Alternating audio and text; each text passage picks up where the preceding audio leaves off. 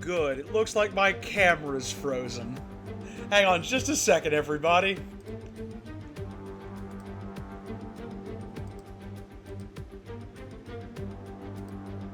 There we go. Just wouldn't be stream if we didn't have any, like, you know, some sort of issue to begin. Oh, and I'm frozen again. Nope, nope, now I'm good. Now I'm good. Welcome in, everybody, to a special Monday stream. You join me as I am actually fixing my interface so that y'all can see what I'm gonna do today a little bit clearer, because I have something very, very special today. We are going to jump in to F1 Manager 23. I have been so ready for this. Like, I have been so ready to play this game for ages now, and I finally just said, you know what? I'm going to just bite the bullet. I'm going to go ahead and get it. And now we have ourselves a fantastic game to jump into. I had a whole lot of fun with this last year when I was playing F1 Manager 22. As you can see, I started a file last night when I downloaded it because I just wanted to sort of check and just see what's new, see how I feel about it. But the improvements that they have added to this for this year that I can already tell we've got are just phenomenal. So I am so ready and so excited to jump in to a brand new season. And as promised in my announcements, we are going to be bringing Williams, the most storied, privately owned team probably in F1 history, back to the front of the grid. They have been at the back of the field for far too long, and through our management here on this series, through this wild ride with Williams, we're going to bring them back to the front of the grid. We're going to get them a title. We're going to do whatever we can to get Williams to be the best organization it can be. And it starts today at the Bahrain GP. Formula One. Let's do it. The pinnacle of motorsport. With a global audience and drama to match, all the attention is now on race circuits around the world. Waiting for the start of the fastest show on Earth. Last year's regulation changes saw closer on-track battles. Anyone expecting a smooth ride from the 2023 season is in for a shock. Except for Max Verstappen. Resulting in the signing of several new team principals, F1 is primed and ready to light up the world stage. Team principals will already be talking tactics, boosting the confidence of their drivers, and ensuring their pit crews make those. They do such a good job with these hype packages, man. Like, very few sports nail hype packages the way that F1 does. We'll be vying for points, podiums, and a chance at the Also, apologies for the lozenge. I've been like feeling a little bit eepy all day. Like my chest and my breathing has felt bad because my allergies for the fall are coming back. So if you will indulge that. Red Bull took the F1 nope, by storm. We're not going with Red Bull. They're too high up the grid. We are going with 10th in the Constructors' Championship is not where Williams would have chosen to end 2022, but that won't stop them fighting.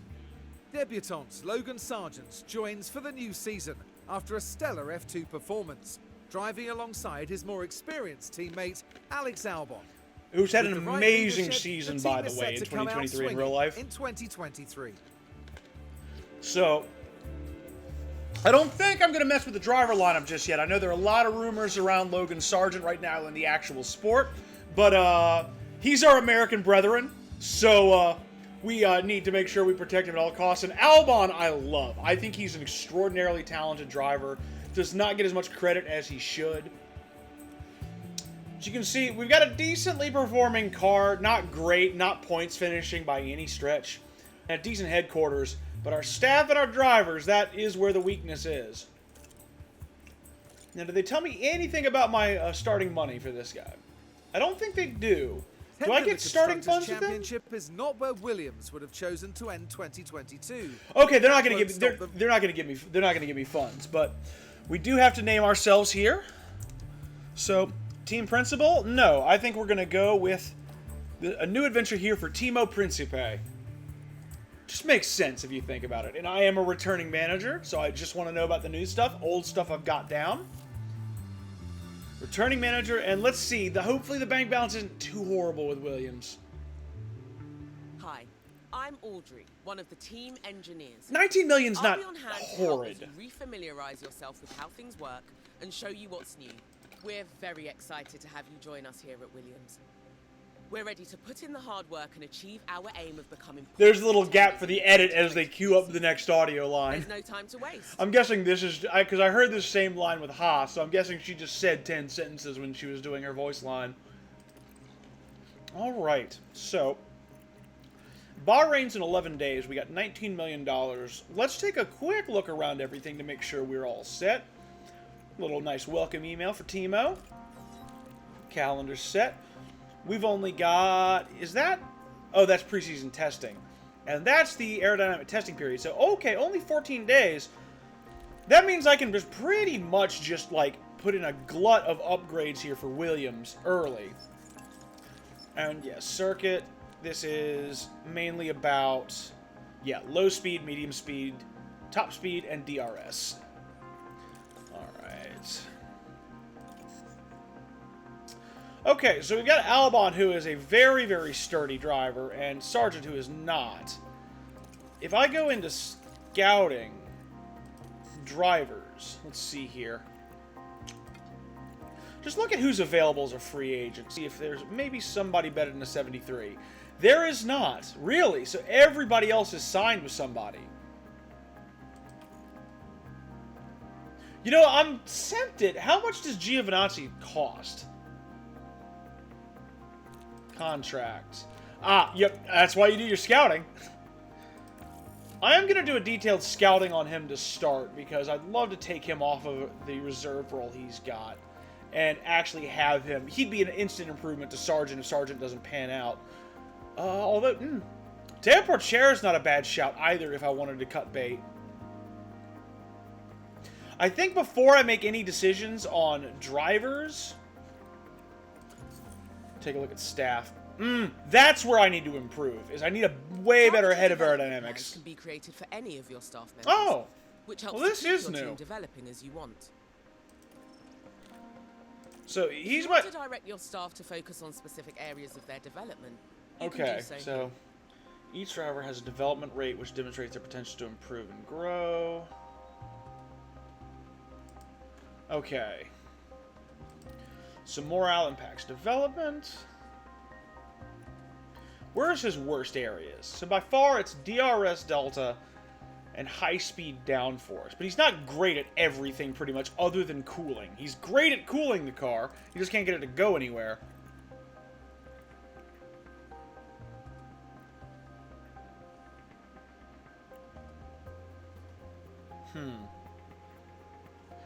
Honestly, grip and traction... Oh! Simulations might also be very, very good. I'm stuck between grip and traction or simulations. I think on balance, he most needs to improve there. And I've got him for $715,000 a year. Surely somebody else will ask me for less money. Like, let me go to staffing really quick. Yeah, I got a free agent here at 76. Who, if I propose a contract to him, he wants 100,000 maybe? Let's give him 3 seasons. Oh, these are just defaults. And let's give him 500,000 with a signing bonus of 50? Let's see if I can get away with that. Preliminary offer.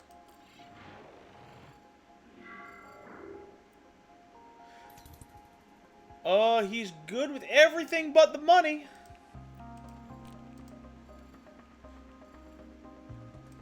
Okay, cool. Can I offer him another one? Let's do that. Let's offer him the 700 plus 50 for the signing bonus. Get him under Kenyon, and let's try that. Still doesn't like the pay. Medium patience now, too, so he's starting to get irritated. 750, and I'll give you 60,000 instead of 50,000 on the signing bonus. Okay, Martin? Not okay. He's still... He's this is a greedy boy right here. Alright. Mr. Greedy, I'll give you 100,000 more. You better take that, because otherwise it looks like you're not working for Williams. Goodbye, Martin. Ugh, what an absolute...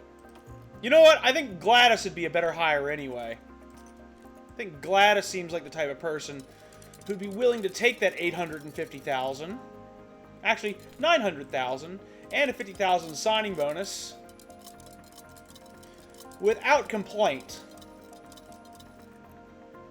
Almost spending $1 million here, but it's worth it to get it off of a 71 on my development. I'd rather have a bad driver. Really? Okay, am I gonna have to give you a cool million? Is that what you want? You just want to see 7 figures? You just want a fat bill? Okay, that's ridiculous. Like, why would you expect more than $1 million? I'm paying this guy who is 5 underneath you. He's like only 5 underneath her, and he's getting paid 700,000, and she wants over $1 million. All right, $1.2 million. Maybe that'll shut you up. Nope. Hey, you want too much because you're an idiot. Goodbye, Gladys. Enjoy the unemployment line. Alright, so let's just knock that off, and let's go to car development, because that's the thing we want to focus on anyway. So only 10 engineers, but I've got 4 slots for design and research. First things first, I almost always think an underfloor is a good call. And because I need to split up hours in 3s, I'd like this to be the main focus of development for this cycle. So if I put this on... That's about half of my hours at 3.4. So yeah, I want to do about half and half. I'm in 92. Half of 92 is 46. So we'll put half of my hours and development in here. And that is going to improve performance in areas where I'm going to need it. I'll still be terrible in low speed, apparently, but... That's a good start, though. Aerodynamic car parts each way extra. And together This I did know about. This is a... Oh, my camera This fell. will contribute to a Oh, reduction I didn't in even certain see that. areas of a car's That's the last thing I need is another tech gremlin. Ah, I apologize. I think my foot tapped the cord on the wall or something like that and just knocked it over. But yeah, no, I did know about this. Is now you don't just get to design parts carte blanche like you did in F122. Now they come with a genuine wear and tear, which I like. I think that's a smart addition to the game. I mean, we probably won't run into it today because it's the first race, and we aren't going to see these parts until, I'd say, probably Baku or Australia. Designing aero parts with higher durability. But they weigh more, essentially. So if you make a more durable part, it's going to weigh more. Think that Aston that started the season that basically looked like it was made out of cast iron. What do I want to go for? Let's get back to performance for a second. Oh, that'll actually make me actively worse in low speed. Optimized aero. So I'm be sacrificing speed for better dirty air. I'm actually not horrible in high speed, so...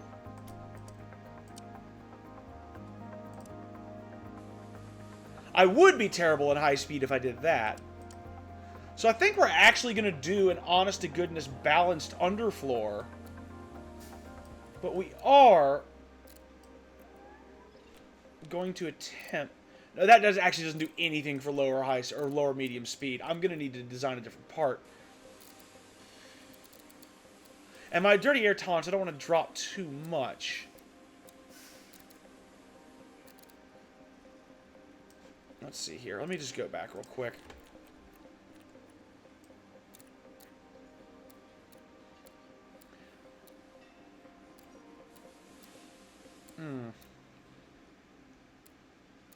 That's actually not the worst increase in the world, to be frank. I mean, it's a small little blip because of the underfloor shifting around a little bit there. What if I did just full drag reduction? Oh, that's not going to help. So no drag reduction, though.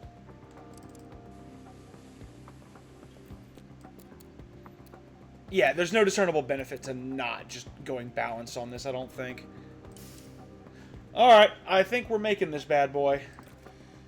And I want 4 engineers, because this is the main project. Melbourne in 39 days, and can I do... I can do Intense and get it done before Melbourne? I think that sounds like a winner. 4.3 million down the drain, but it'll make my developments so much better later in the year. That's a good use of the early funds. Now, I think... if I'm building these for Melbourne, hang on, let's check what I need. I need high-speed cornering, and I need top speed and DRS effectiveness. I think a rear wing...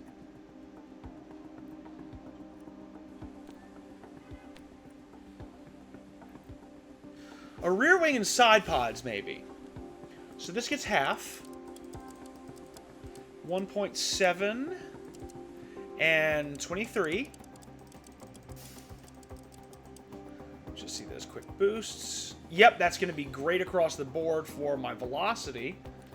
And then...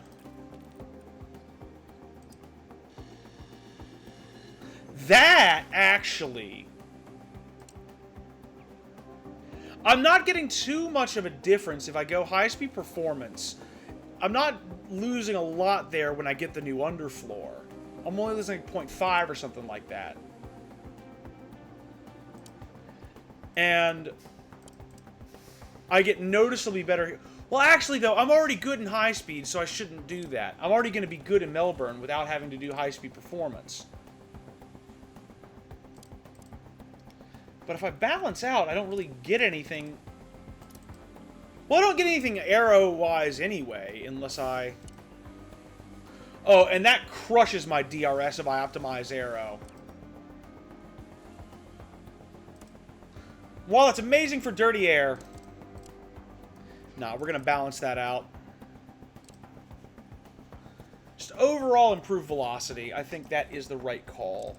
3 of you on there, and this is actually going to almost bump into the race weekend. So do I want to rush this?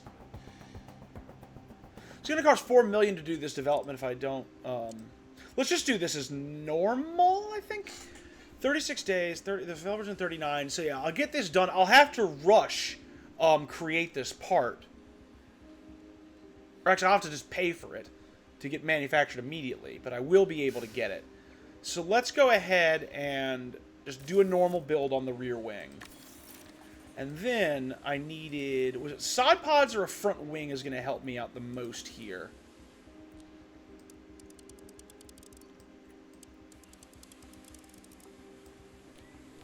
I don't know. I feel like it's more engine cooling than anything. Yeah, engine cooling gets... and I don't really need engine cooling or top speed with the other stuff that I'm doing. So yeah, let's look at front wings, because front wing is going to be where I really drastic... yeah, okay, here. Here's where I need to be.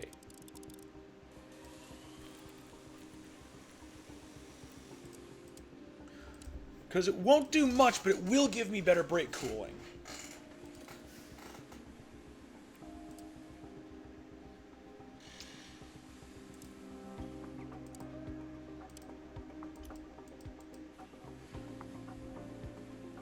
That gives... so, let's see here. Would a chassis do anything that I'm not getting with front wing there? Because I'm just trying to tilt the scales a little bit in favor of low and medium speed upgrades. Maybe that's I'm being stupid. That's almost certainly a suspension thing, right?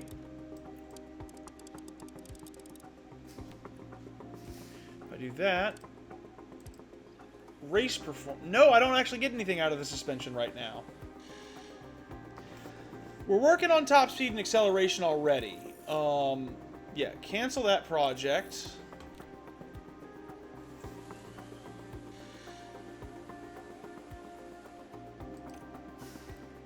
I think it's going to have to be front wing.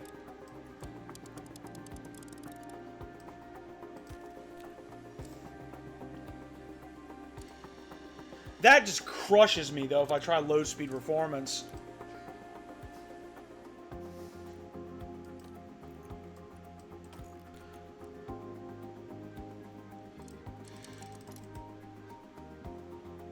To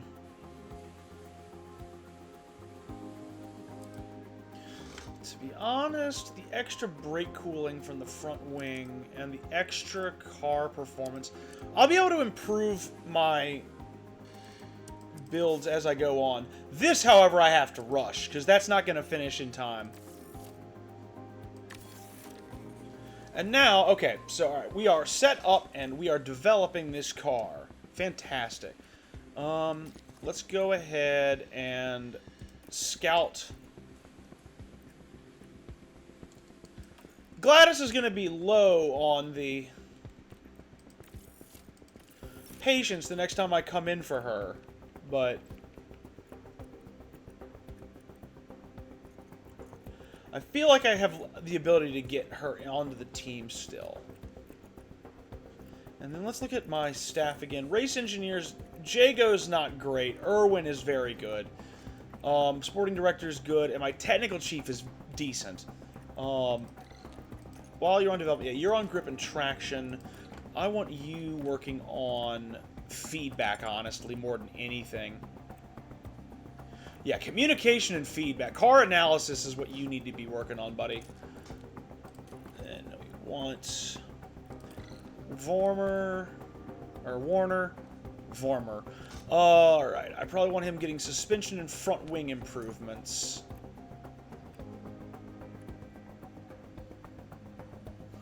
Grip and traction. Everybody in my team just needs to learn grip and traction, apparently. Grip and traction is where I want him developing. Aero team's got to work on that. And then Irwin. Ooh, yeah, we leaving you on a balanced plan, my guy. You are absolutely crushing it. And my sporting director, he needs training and leadership. Oh, well, look at that. Drill planning it is, buddy. And then pit crew. Oh, right. I haven't set up my schedule yet. It'll actually prompt me to do that. Finances, standings. I've got 11 million to kill. And I've got a good tour center already. I've got decent operations facilities. Staff facilities are okay. Although I do like a good race simulator upgrade. First things first. Car dev.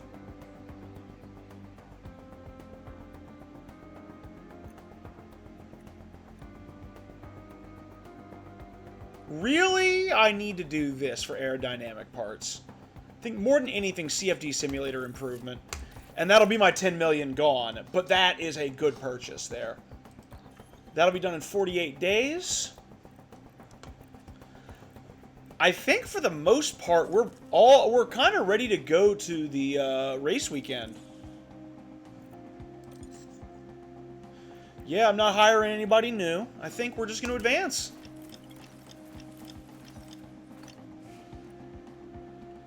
Alright, what do we got? Alright, in addition to key staff, sponsor obligations, welcome to the season, blah, blah, blah. Post-Bahrain testing results. Yeah, no, we are probably... I'd say we're aiming for a Q2 for at least one of our drivers. And probably... We're not going to be... I don't think we're going to be in the points in Bahrain. I would be very surprised by that. Let's develop Sergeant.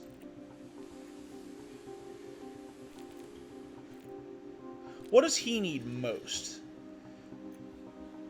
In terms of his racecraft, he needs overtaking ability and he needs smoothness. Although, driving standards, it's not a bad shout. Ooh, you know what? Race strategy. Smoothness, overtaking, defending, and reactions all getting worked on. Because he looks like he's decent on a wet track. It looks like he's... It's really overtaking where he needs his most help. And he needs the most help with stuff in race strategy. So I think that's where we are going to be developing him. And then facility bonuses. Oh, I've got $6 million, so I can actually head in and do another very necessary upgrade and give myself a better race simulator. And I can't do anything here yet. Got 4 million to kill if I want to sign somebody new, but... How's that scouting going? Nope, still in progress. Alright. The pit crew are a vital part Okay, of our here we team. go. Their reliability and speed can make a big difference to a race outcome. When they're back at HQ in between races, the pit crew can train to improve in different areas. The pit crew development plan will focus on a balanced training approach, but you can give them further instruction and focus on a specific area. Okay. The pit crew are always so busy training. You can access the team's training schedule through the calendar, and from there customize the current plan. Just bear in mind that as the pit crew's job, remember, once you're happy with... Oh, okay, so this is the... I remember reading about this. This is the pit stop stuff that was supposed to be added to the game. It was where your actual pit crew performance matters quite a bit. So, selected resets. Eliminating pit stop errors brings up the pit stop time. We're at 2.7 on pit stops. I feel like I want to drill better time, but... Actually, that's not a very significant jump in errors. It's only a 1% jump, and I'm already...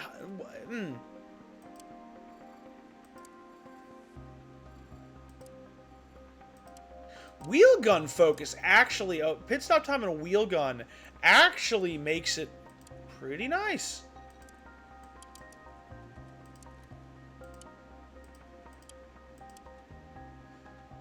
Yeah, so we're not working on... If we're working on anything, we'd be working on wheel gun. Because that mitigates mistakes, and it actually continues to lower pit stop time.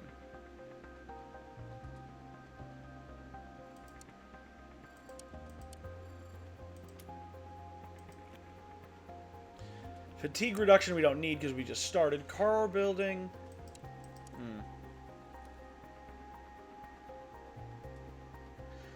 Yeah, it's a 2% difference in mistakes if I'm not doing this versus doing this. I think,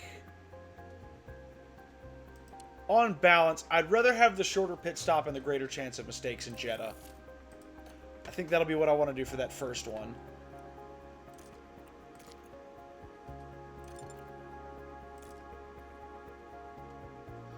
Okay, cool. So that settles the questions about the pit. Let's head to the race weekend, shall we? I think it's about time we jump into everything. Performance targets, qualifying position, at least one driver in 15th. What are my guarantees? Reach Q2. I think one driver can reach Q2. I think I will guarantee that. Fastest lap, absolutely not. My finishing position, I probably can get 15th, but... Quali streak is contingent upon finishing 15th or higher 2 races in a row. Okay, so this is a streak for both. I know that this car is better than the Alfa Romeo, and I know it's better than the AlphaTauri. The Alphas are truly terrible in this year. But I think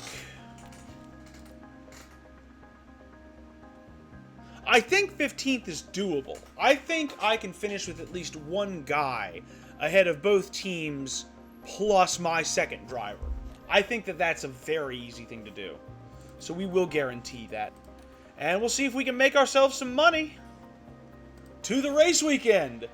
And I am going to just preface this now. I am no kind of setup wizard, so we are stealing setups from the internet. Welcome to At least to start. Then we'll finesse. It feels good to be back.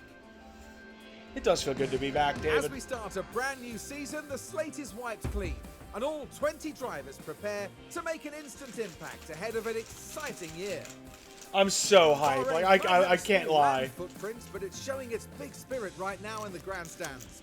Either way, And it's a good time for circuit too. another Like Sakir is a fantastic very weekend well of designed Grand Prix circuit. racing. I like it quite a bit. Williams are taking a gamble this weekend on a new driver, but you have to ask, will it pay off? Stay with us then as the weekend gets underway. Yep, we got the rookie. I think we're the only people on. Oh no, sorry, no, never mind. De Vries is also a rookie. I should give... I forgot... Literally, it's been so long since DeVries lost his AlphaTauri seat that I forgot that he was also a rookie this season. But yeah, the basic setup here, I think it's going to be, yeah, not too bad. Just 4, 11, 6 and 4, minus 340, and keep the toe out the same to start. And let's just make sure we do that as well here for Logie Bear. And there we go. All right, cool. And I would like to run you both on long strategies right now to get a feel for the car and get yourself acclimated, and we must not forget to save. I think I'm going to keep going with my Haas account as just like my fun private one. It's a really, really nice start to it. I got points in my first race. But Williams is definitely the more challenging, and as such, is definitely the better one for the purposes of a stream. So, we are going to be sticking with Williams for the long haul, baby. And it starts with our first practice. Go on ahead and get out there, Logan. Need you out first. Alley-oop. Give him a little bit of space to operate. And now I will throw Alex out as well. And to 16 times speed we go, because even I am not that anal where I will watch an entire practice. I'm just waiting to get their feedback, waiting to see a nice little 16% here, 16 or 17 for the track acclimatization, and acclimatization. Wow, I'm really I'm on fire with my pronunciations today. But yeah, we'll wait for them to get a little bit, some good laps in, give me some good feedback on the setups, and then we will pull them back into the pits. Also good in general just to see what the tire temperature window is going to look like here.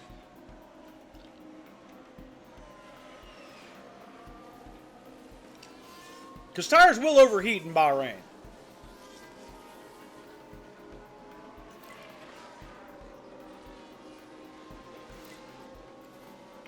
Oh, those little pings. I was wondering what they were. It turns out the pings are actually telling me when I get new feedback. I like that. I like that a lot, actually. Looks like they're giving it to me in good time as well. Sargent's feedback definitely slower than Albon's. That's why we're working with Gaten. Feedback from you. So that's great for Albon. Car feels good. Yeah, copy that. Alright, we'll wait for a second.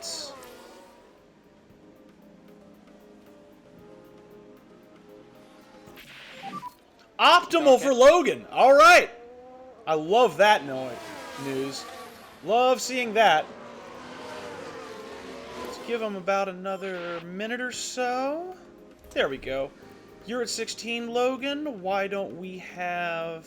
See, where are you, Logan? Ah, there you are. Yeah, we're going to have you come in. And Albon's at 16 now.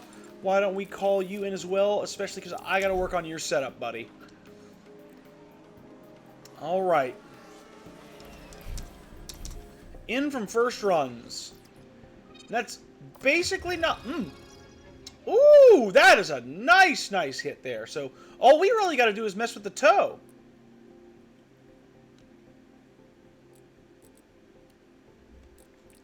The question is, do I go up with it or down? I'm going to go down to 40 first and see if that might correct it. Because I think if it's 97%, it's usually like 1 or 2 moves of one slider, and that's about a bit it.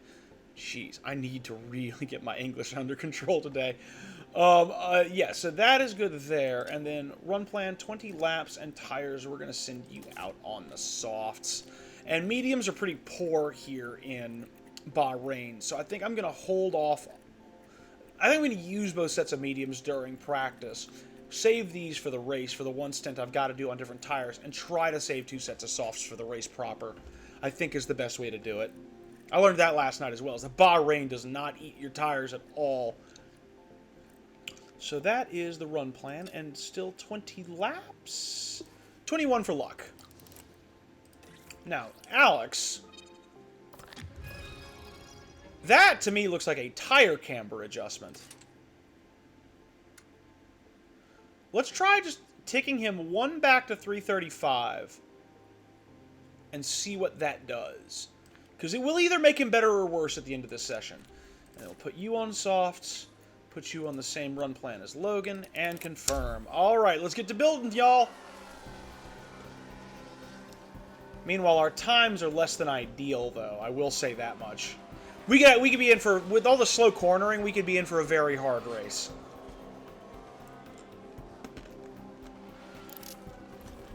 Alright, Alban, you out first, because you have more at stake. And then Sergeant. Just about 30 minutes for them to both cook. And they'll get some good familiarity with the car, good familiarity with the track. I am happy with how things are going thus far.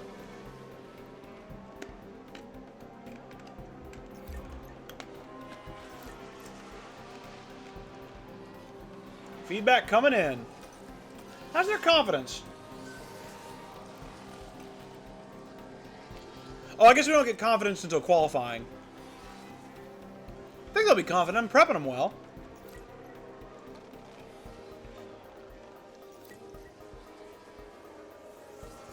Yeah, see, they get on softs, they climb up there. Okay, so it was just that the hards are pretty terrible as a tire.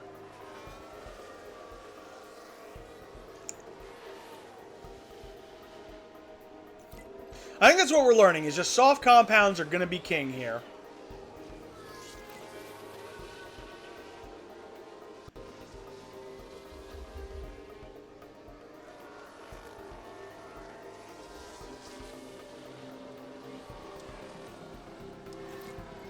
Alright.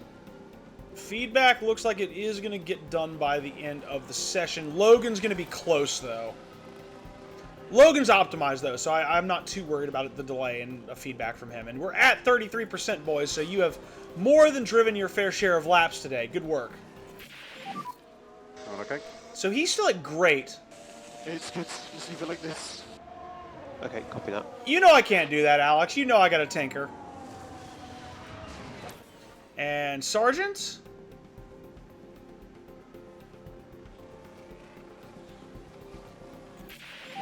Yahtzee, still optimal. Alright, let's get you both back in.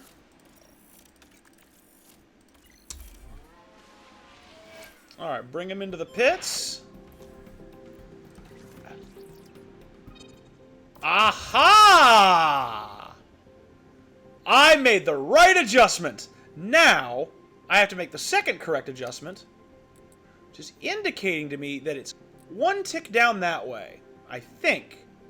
Because that keeps me in the optimal range for cornering while actually giving me more braking stability.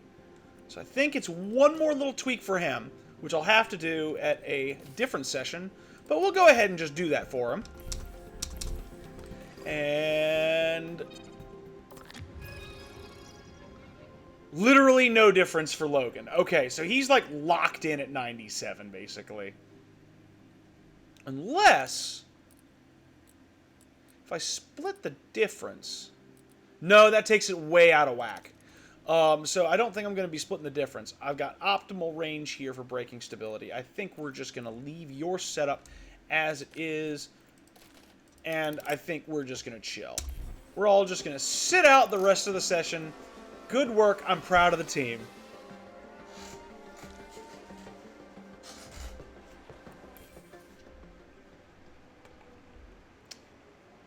Well done, guys. And hopefully, if I can nail Albon's setup with that little tweak I just did for a P2, then I might... Whenever you manage practice yourself, use the time to experiment with the balance of Like I said, yeah, like I'm doing that. Driver oh, his preparation's only 16 because we haven't tested the new setup. That's why he's lagging behind. He'll be confident once he gets his setup done. Yeah, put these bad boys on mediums. And let's up that run plan again to 21 laps for just in case. And I gotta get used to running on these during this session because I think I'm gonna be on them once all weekend outside of practice.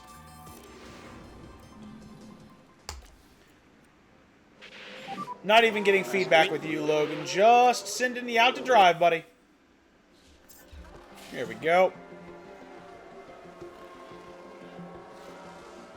put those laps in and watch the tire temps. Because I think it's around 120. These things, the medium tires can heat up to about 120, I want to say.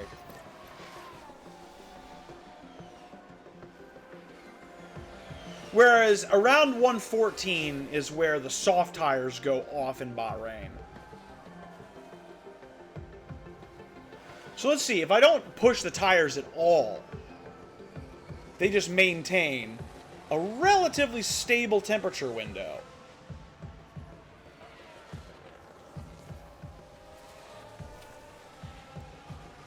So I think like after lap 1, when I attack off the line, I think I'm absolutely going to be just keeping the tires in that range.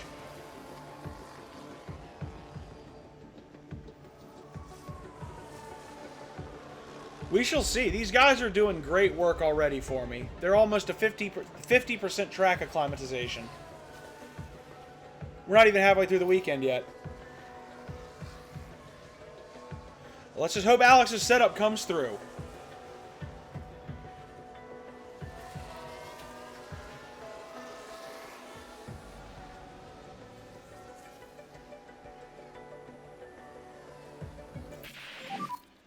Just great again. That feels pretty good. I'm bringing him in now. I'm calling him in now. I got to work on him. Logan can keep driving. Well, Logan's done with his setup. And that's a 96.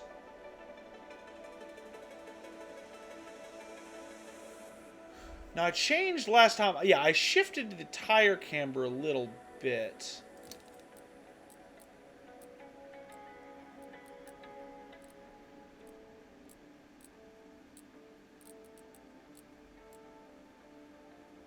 If I put this back to 50... Or actually, if I put this to 40... It's either 40 or 50. It's either 40 or 50 on the tow out, I think. But either way, I need to get Alex onto his pair of softs. And Logan, let's go ahead and call you in about halfway through the session, buddy. Good work, Logan. So we can just pop on a set of soft tires for you and get you right back out there.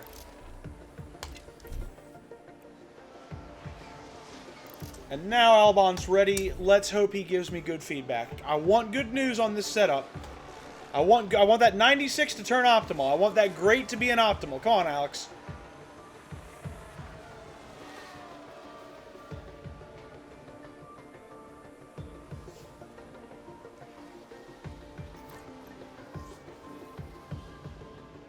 Making sure my guys have a high level of confidence going into the weekend.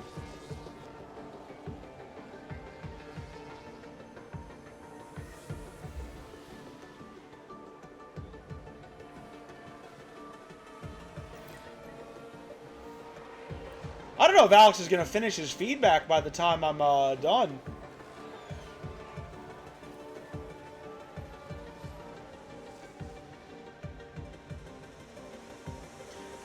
We're also quite slow in this session, I think.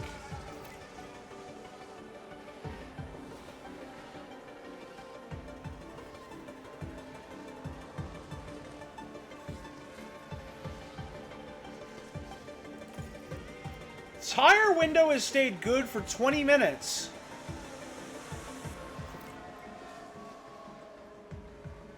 Provided I don't take them out of their temperature window, tires have stayed stable around 110.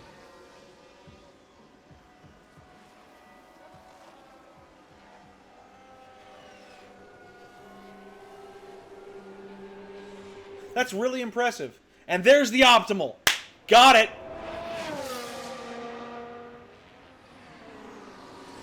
So let's just have you two drive to your heart's content until the session ends in 4 minutes. Just put in that work, boys. I'm proud. I'm proud of this team.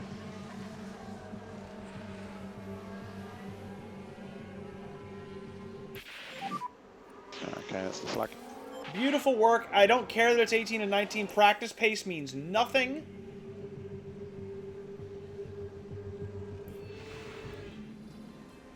What matters is that 97% on both of their names. And if that's going to be optimal, I think that just means I have to develop the car to become better at cornering, to be honest. So that just about covers what we needed to take care of in practice. Let's just put on, yeah, whack on some mediums, 15-lap run plan. Let's go to practice. Just don't, yeah, take the same fuel as everybody and just go out and just run some laps, guys. You have earned a break.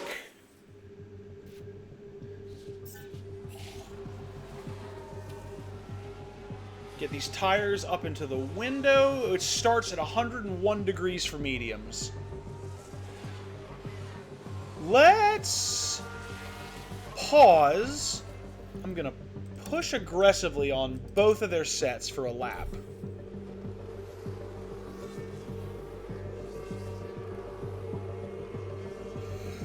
And now that I've done that, they're at 115, 116. Let's just leave to standard and see if they overheat or if I actually have to go through a cooling process on these if I accelerate that much. Do they hold to a heat window? They're actually cooling. It's nighttime and they're actually cooling.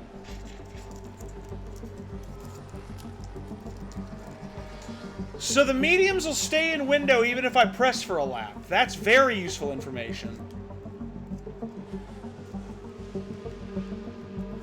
Also, it doesn't hurt to see our names up on the timing sheets.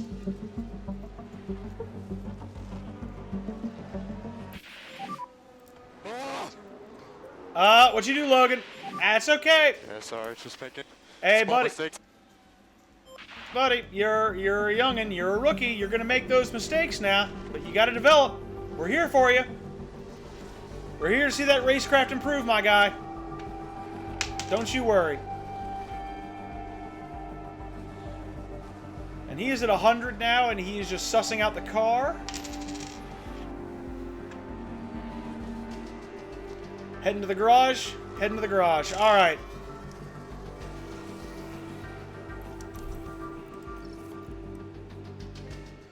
All right, so he's 100% on the track. He's 68 on the car.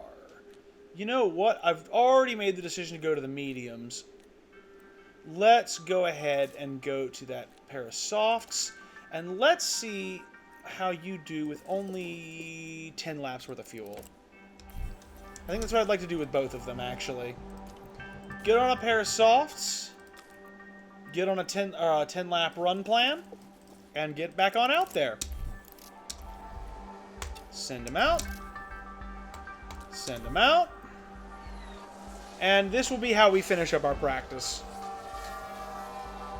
Softs are in their window at 96, so it's a 5-degree difference of separation to get those softs into their window.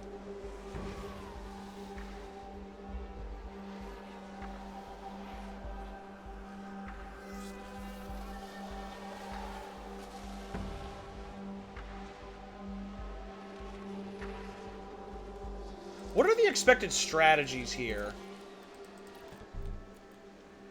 So it's soft, soft, medium, medium, soft, soft, or medium, soft, medium. But everybody's off their first tires by lap 23. And then this pit stop is exactly the same. Okay. So I feel like I could split strategy here. I think it might be smart to let one of my guys run ahead with their second stint and have another one act as a blocker. That might be the best way I have of even thinking about points. But I don't think points are in the cards.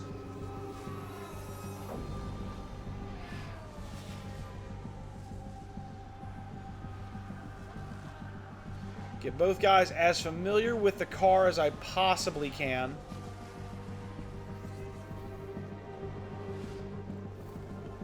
Looks like they're going to be around 77-78% familiarity with the car. Let's see here. Yeah, 77%. Alright, but I've run 25 laps today, so I'm going to let it run out. I'm going to let the session go. We got qualifying to get to anyway, so.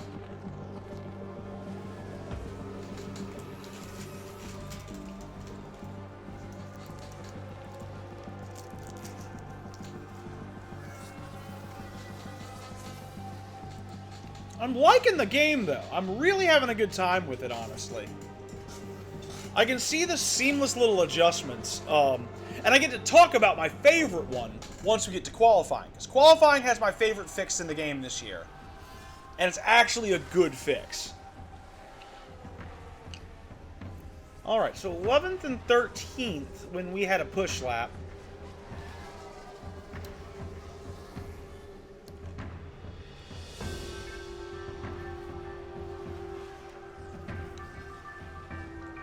Almost there.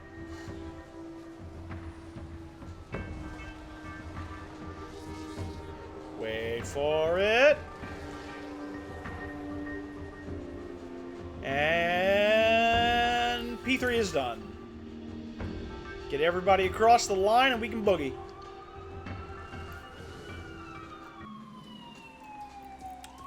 So yeah, we end up 11th and 13th in that session, but we did push for a lap, which skews it.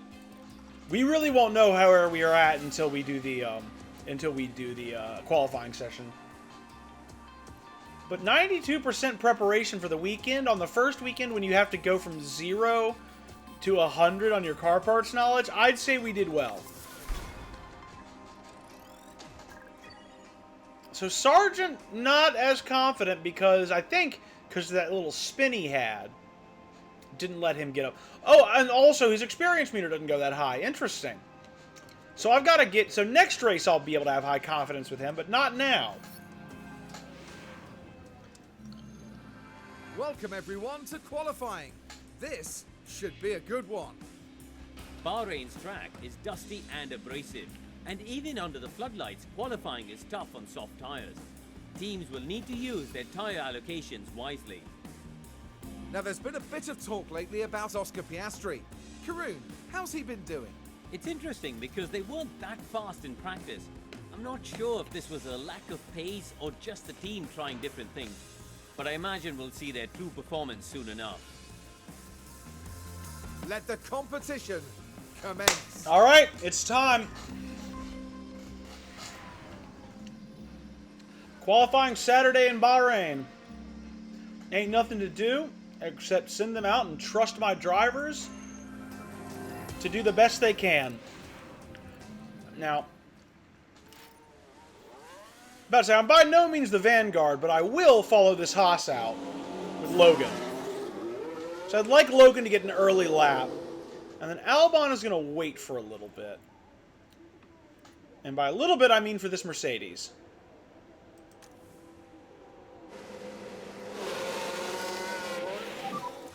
All right. The tires. Copy. So here we go. We are riding along with Josh Sargent on his quali lap. And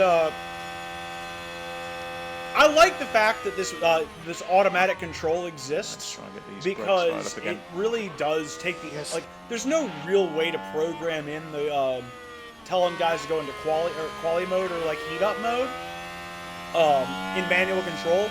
You only have a certain amount of settings, and the car will just take off at a faster pace than this no matter what you put in. So I like leaving it at automatic, but the problem used to be last year that you would get blocked by people. Like, see this guy coming out of the pits right here. Like, you would normally have to worry about getting blocked on a circuit and have to really be very fine about when you put your cars out on track, and there was all sorts of save scumming to make sure your lap didn't get blocked.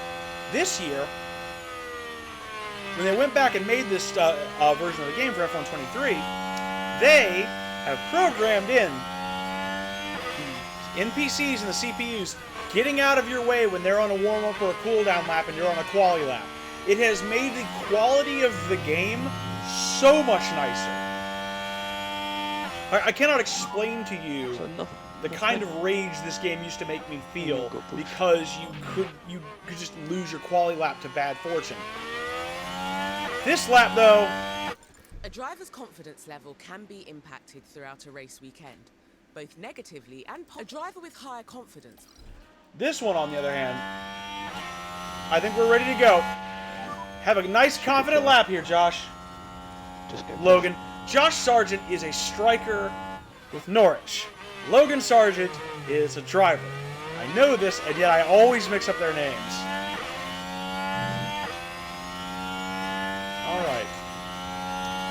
First sector, I'd like to see a 27.3, Logan. 25, 26, 27, it's a 27.6. That's not great. He's about 0.3 back from where I was hoping he'd be. Albon hits a 27.4, which is closer to the truth. 27.3 is about where you want to be in that first sector for a midfield runner.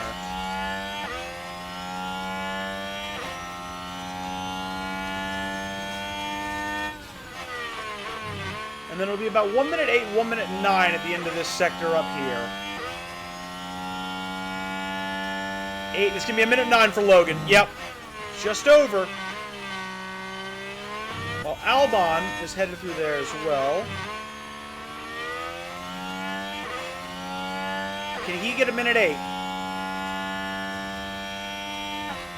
Yes, he can. He was a minute 8. So he is going to run a faster lap here than Sargent. Logan is going to finish a 1:32.5. First qualifying lap in F1. Good work, buddy. Albon is coming around the last corner now. Cover that.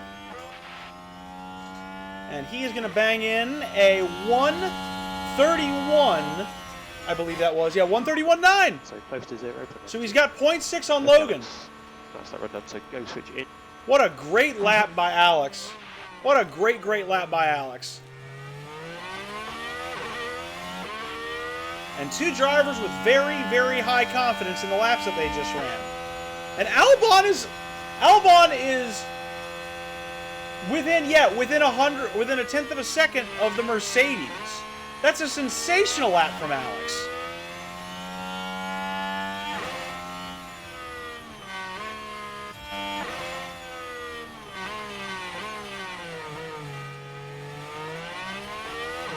All right, so I don't think anybody's on their out lap right, or is on their flying lap right now. I think we're all headed in. Or if they're on them, they're starting them.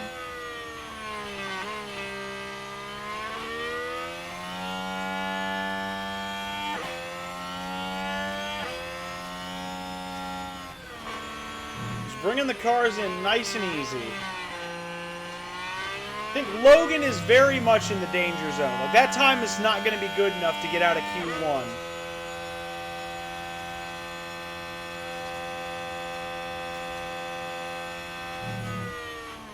But Albon might have the skates to get himself to Q2. Pit entry. So it stops. It's just going to be a matter of time waiting for this to whittle down a little bit.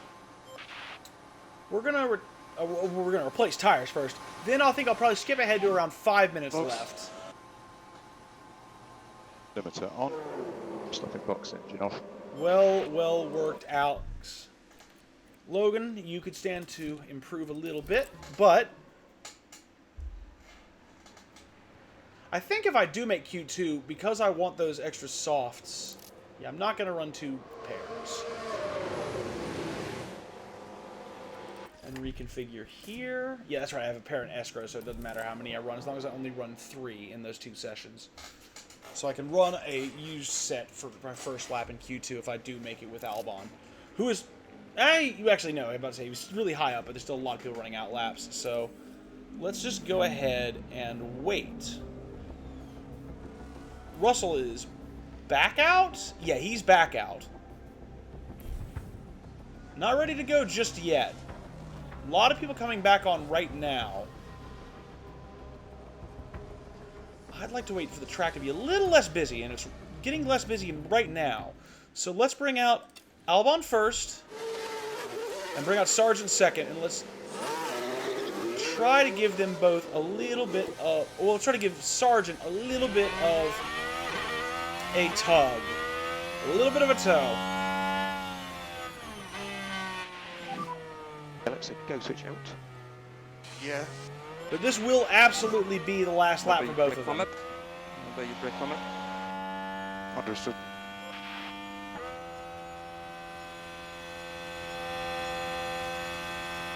So here I think we just had a Mercedes. Yeah, that's Hamilton finishing his lap.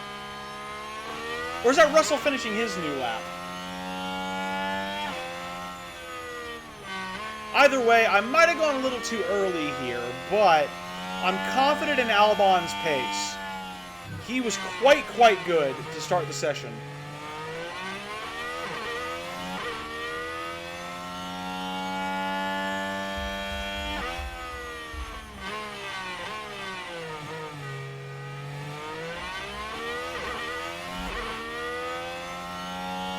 And now we wait.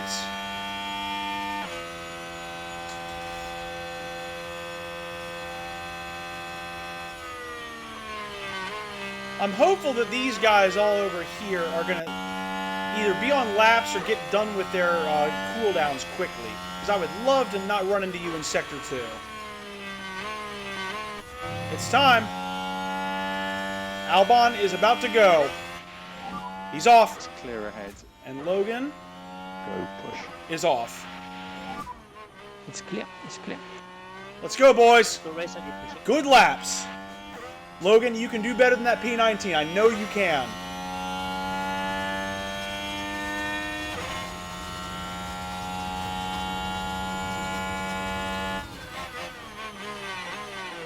And that Haas is definitely on a lap as well, so I've got a blocker.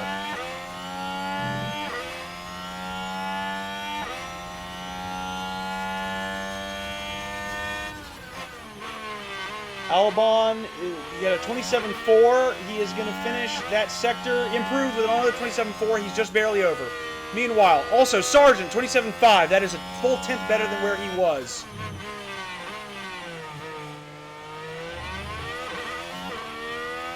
Now, we'll flip back to Sargent for a second as he's coming through that same corner sequence. Albon is going to head to the straight. Let's see where he ends up being. A minute 8 is the threshold. A minute 9 and he's slower.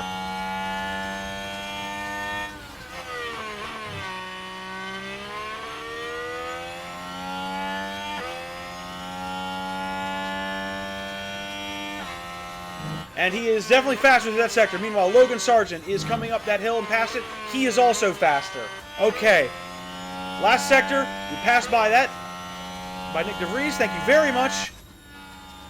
Oh, he's blocked me! The son of a bitch blocked me! Well, that just ruined Sargent's lap. Well, Albon will come across with a very impressive, P12. and I mean a very impressive That's that we're done. Yes. lap. We are P19. Sargent got screwed. Oh, Sargent got screwed by DeVries at the very end of that lap. After I talked up the system, we had a driver get in the way.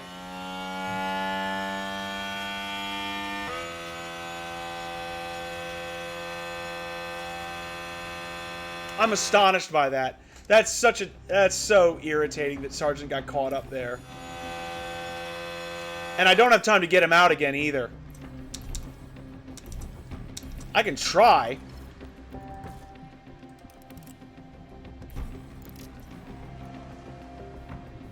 No, I don't have it. Sargent's out. I cannot get him out into the end of that road. That's a shame. That's a shame that DeVries screwed him. That really is a shame. Because he was on a good lap, too. He would have been above Joe and Botas, but now he's at the back of the grid. Which means I think we are on a free strategy with Sargent. I hate that. I hate that. I hate that. I hate that. I hate that. I hate that. That is so annoying. Nick DeVries, absolutely get out of the sport. You're a liability in real life. You're a liability in this game. Oh, well. Let's take a set of tires. Used. And let's go ahead and go to Q2 and see where we can place Albon. Without using up extra tires.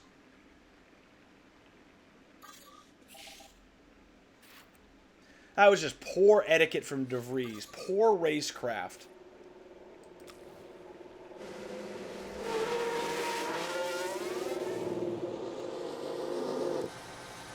So, we're riding and we're dying with Albon.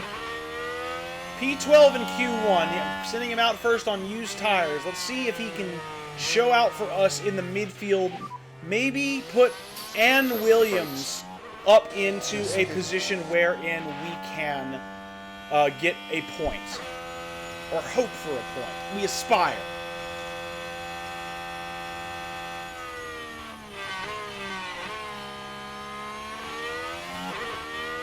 And really, this course is not the worst place in the world for Williams to be, because it's the second sector that causes the problem that'll slow us down. And really, it's about having to stay ahead of people in order to slow down. Sorry, what I mean is, what I'm trying to say, my mind got addled there for a second. That was very weird. What I'm trying to say is that the slow sections in this course are going to be where we take the pain, but because the slow sections in this course are so hard to pass on, and everything is a main straight pass, as long as we keep our speed up and our engine continues to be as powerful as it is, we can keep ourselves ahead of some people. Especially with Albon.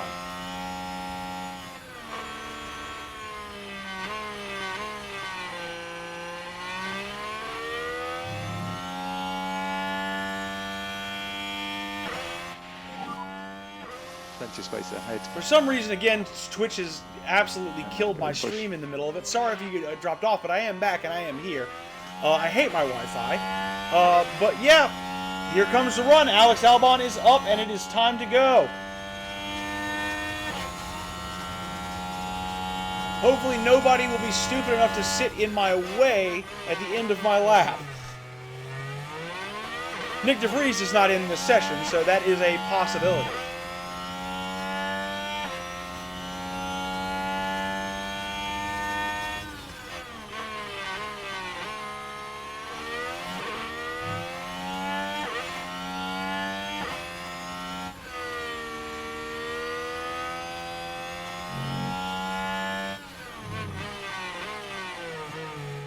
Okay, so he's looking good to the first sector. Well, actually, that's not. Well, he's unused, but 27.6. That's what Logan Sargent was running on new tires. So Albon's demonstrably fine at the moment. When we do the switch over, he'll be in better shape. And I think, as you can see here, yeah. No, actually, yeah. Nobody is out on good tires. Everybody went out on the weak tires. And we are indeed clear to finish our lap.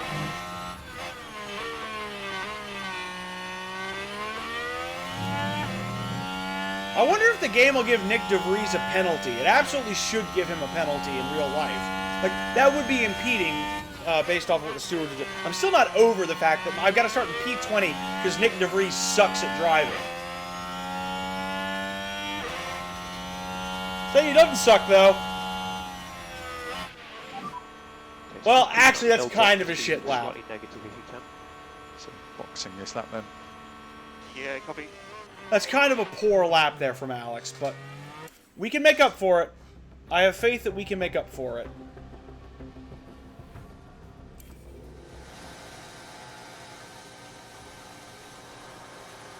Because everybody else is going to go out on fresh softs as well as us at the end of the session. And we are going to be golden. So reconfigure. 3 fresh sets of tires left. That means I'll have 2 for the race if I don't get through. Let's go ahead and wait until about 5 minutes left. Like I said I was going to last time and then didn't.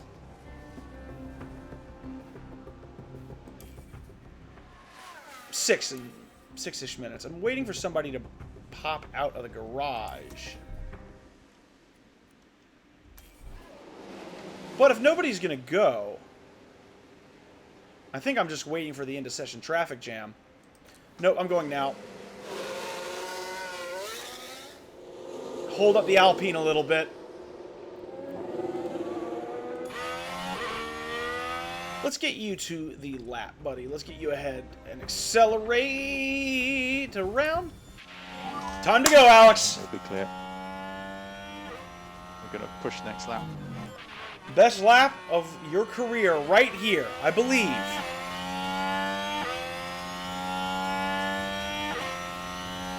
Gonna have a wee bit of traffic, but It should get out of my way.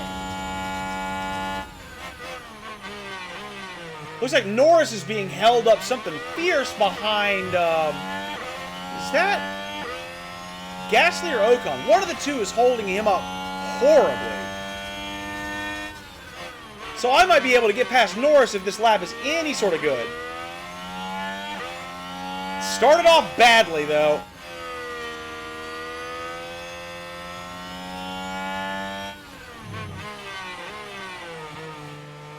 What happened to my pace from Q1? Was that just one monster lap from Alex and he's done?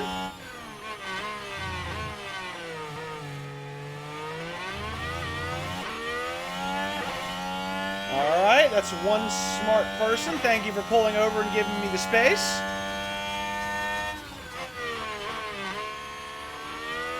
Like, Norris can't be improving. No, Norris is not improving. Who is he behind?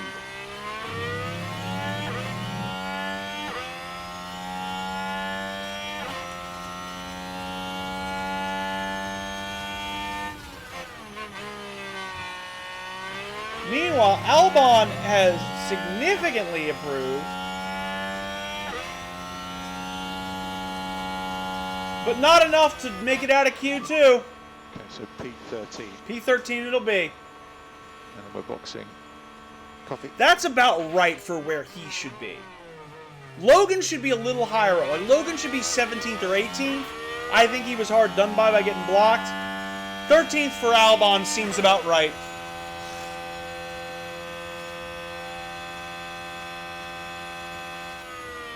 Good session, y'all. Good work.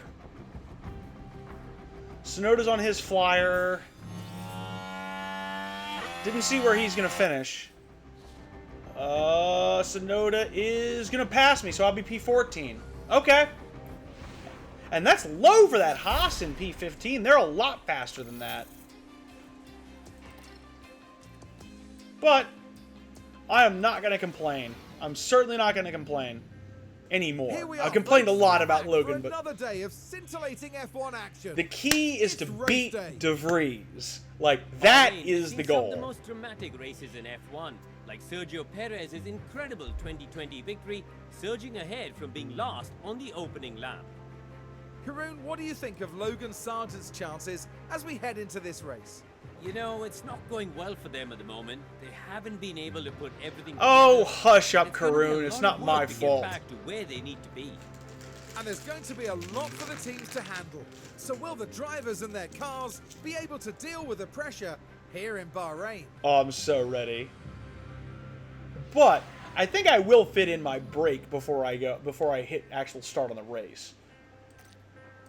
Yeah, you know what? Let's go ahead and go here and save real quick.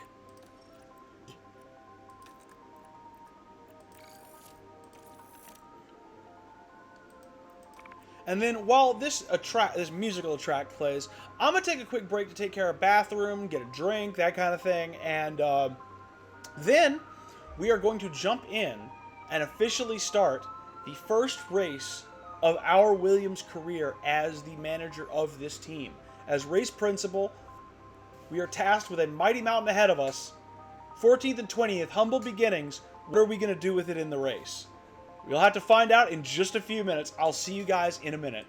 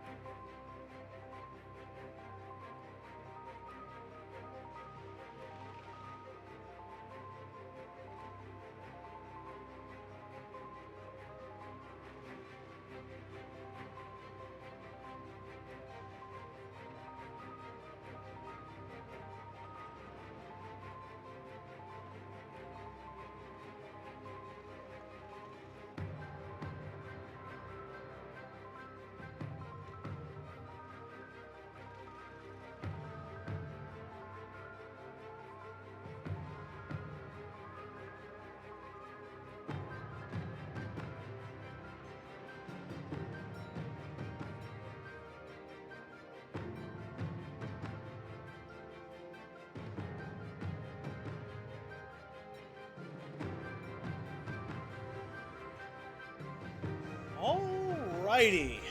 We are back. We are ready to go. I have got my coffee. Finally made sure to do something nice for myself today.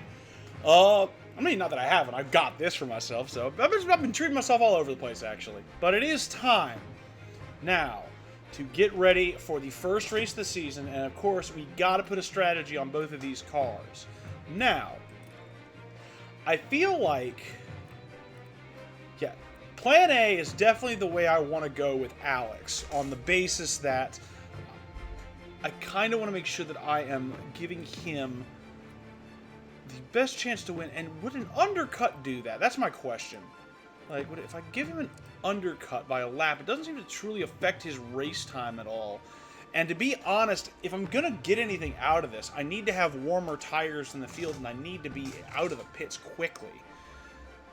I think, with the amount of tire wear that I'm going to have to just spare, I think an early stop for each of the two stints where I'm on softs, and then a 21-lap medium stint to the end is a right call for Alex. Because I don't want him and Logan on the same lap. And let's just double check, because if I put him on the same strategy, he'll be going on 19:37. Yeah, that's exactly what I want. I'd like both of you to start there. I'm going to add an extra lap of fuel so that we can get a nice little jump off the line. Now, why is his car 5 kilo? Oh, you know what? I must have unequal car parts on. Now, that's interesting. I was wondering why his car is so much heavier, and it's got to be that there's something extra on it. So, Sergeant... Well, I can't do anything about it right now. What I can do is give them every means at their disposal for taking off the line as well as they possibly can. We'll lock that in case there is any sort of crash on the computer, not in the game. We are just gonna, you know, we're not save scumming here. We're not just abandoning races on a live file on Twitch. We are going to run through this for better or worse, as you saw, for the worse when Logan Sargent ended up in P20 again.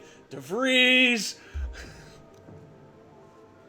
But I am willing and able to go through this and be comfortable with the plan that we have made for ourselves. So without further ado, it's Bahrain time, baby. Here in Sakir, the floodlights Get the are lights on, low. and it's nearly time for 57 By low, I laps mean just do a quick around little the adjustment. Bahrain International Circuit. Logan Sargent, definitely one to keep an eye on today. P20 is definitely Alright. not where any driver would want to find themselves. But they've got to get their head P20 down and work hard. P14. What can I make of And this? it'll be exciting to see That's the just big what question. will happen here today. Oh, they don't even talk about Albon. They're just like, oh yeah, Logan Sargent back of the grid. Here we go with the Bahrain. All right, there's one. There's two. All right, give me my better camera angles, And please. away we go. All right, Albon, and I would like you to be... It always pays. There are several other unique... Yes, I'm aware. I'd like you to be super aggressive on overtakes. Same with you, Logan. Okay. This is the first lap. I know what we have to do. Copy. I want you to get some heat in those tires, get yourself off the line, and burn, baby, burn. Take it down to aggressive on both sets of tires. Nice to manage the tires. Copy.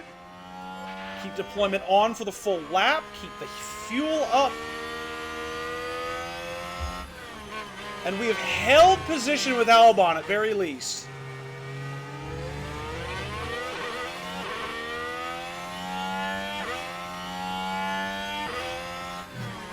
Ooh, that was a little close.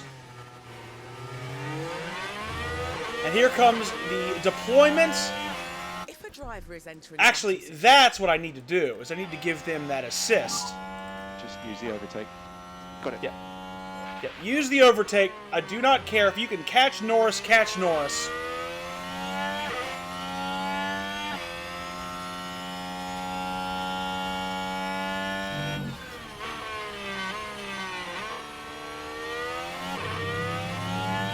Logan's feeling confident. He's sticking with the field. And now we got to turn your tires down to light, sir, and your tires down to light, sir. For your tires down to light. Tire saving.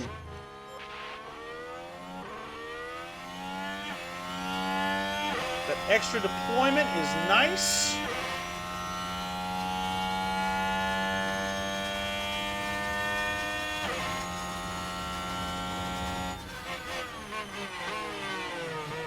Just need to drop the tires back into the window. I let them get a little too hot on both cars.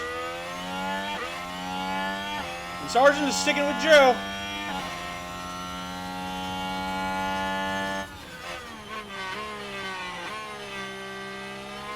Just keep giving them deployment and keep letting them stick with. They've been told to be aggressive.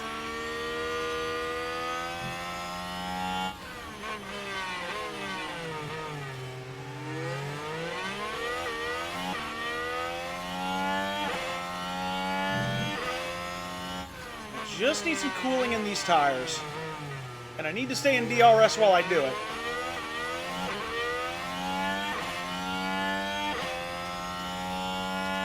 Alright, my lowest point for energy should be on the straight with both of them. So...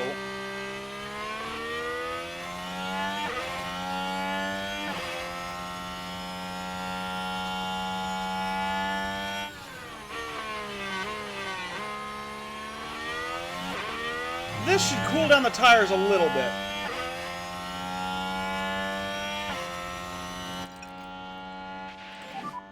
We're happy to push on with the tyres. I mean, they're going to melt anyway no matter what I do, so I kind of need to just stick with them for DRS. I kind of need that extra push. And this has now got to go to neutral because I don't have any more ERS left either. So we've held for as long as we could. Now we just need to make sure that the fuel keeps us in DRS. So heads down, focus. Copy, copy. Norris doesn't have it, we do. That is crucial.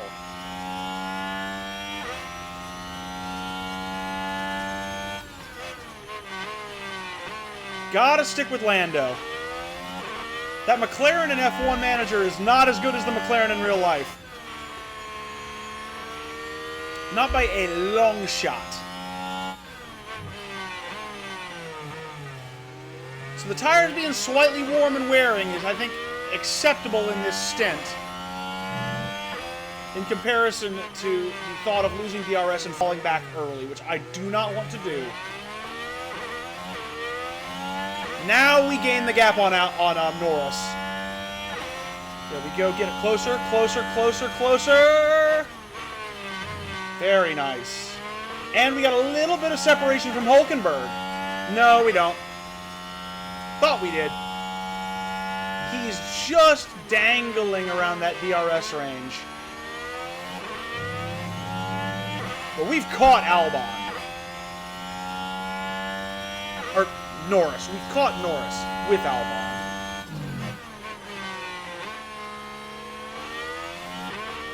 And here goes nothing.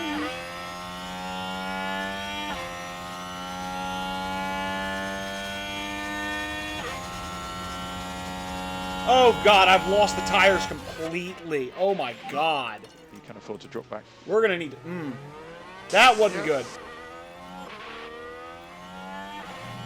Albon's only... Or sorry, Norris only has you to battle, Alex. Just drop that tire temp for me, buddy.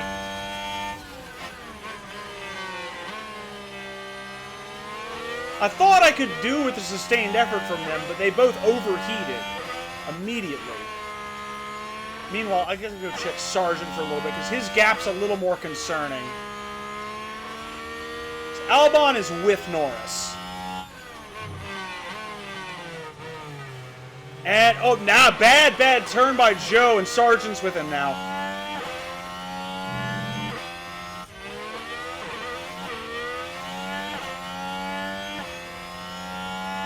Is he gonna go for the pass? No. Yes, he is! Ooh!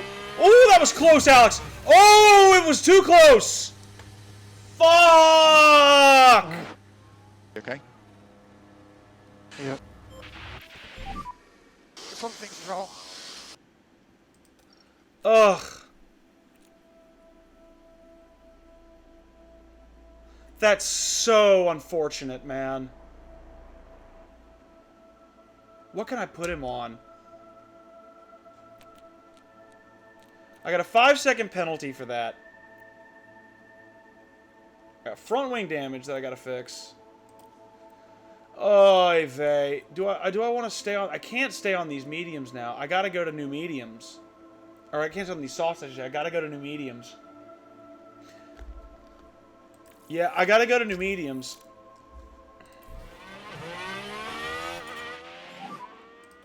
Box. Okay, box. Shoot, I'm really upset with that. That was bad. And I can't really do anything about strategy till he's pitted. He was... that was such a promising race, too. Can't start much worse.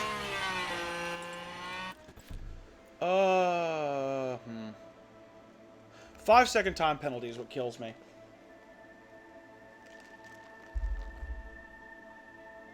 Man, what do I want to do now? Because those can go 54 laps, so I'm theoretically on these until they burn out. Yeah, let's just go to the mediums and let's just go as long as we can. Pray for a safety car. It's all up to you now, Logan. Box. Yes, okay, box.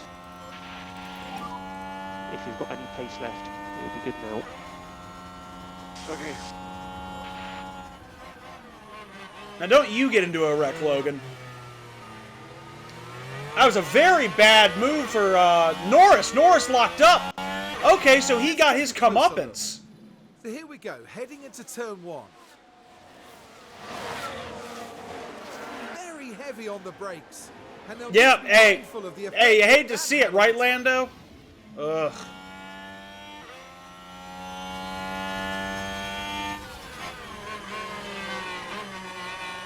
It's alright, save tires.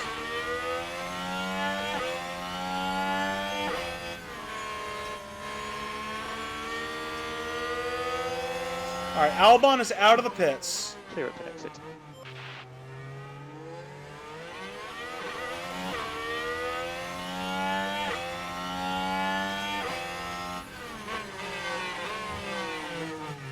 Alright, now I need to look at strategies for Alex, because I cannot leave him out on mediums the whole time.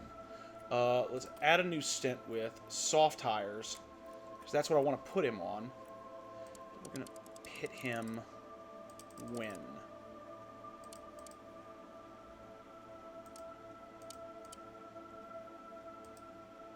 I am pitting lap, like, 34. 34 is the lap I'm going to pit with him on. Yeah, no, I really hate to have to stretch those tires that long, but it's entirely Alex's fault. Lap 35 I can do. Yeah, lap 35, that puts him in a similar kind of window. His race time's already ruined. Like, there's nothing I can do. So, let's just create strategy A, put him on that strategy, and then he will pit on 35, and we just won't think about him for the rest of the race. It's the Logan Sargent Show.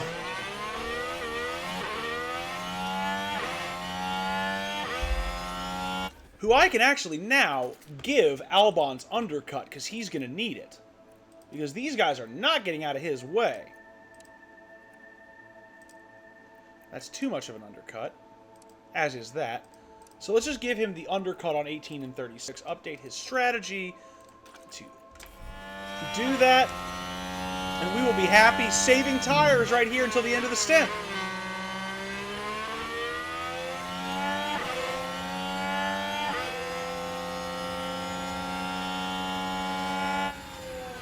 In fact, Alex, why don't you burn some fuel and top up your ERS? Nobody's gonna care.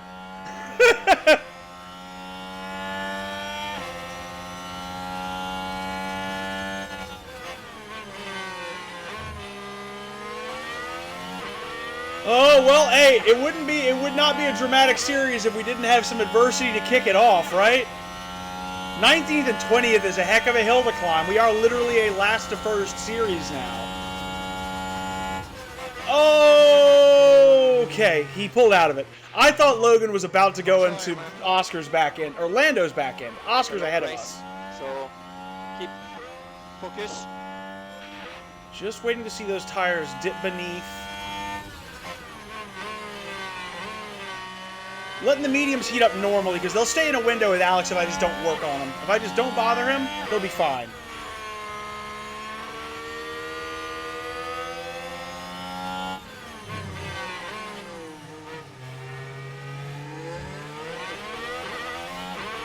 Alright, Logan, you can have your tires back. Can you bring the pace up, please? Copy.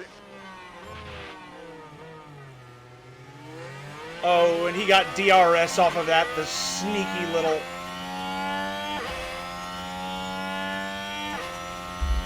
Not an auspicious start for us. We got a mountain to climb, man. And I think, Logan, I'm going to take away your fuel. I'd like to increase a bit the Lyco everywhere. Confirm. At least for a couple of laps, because I'd like you to get a little bit of a surplus before I burn the end of his shift out. And actually, Albon, you don't need to be all that aggressive for your overtakes anymore. Why bother? Just enjoy your ride in 20th. Glorified test session. Meanwhile...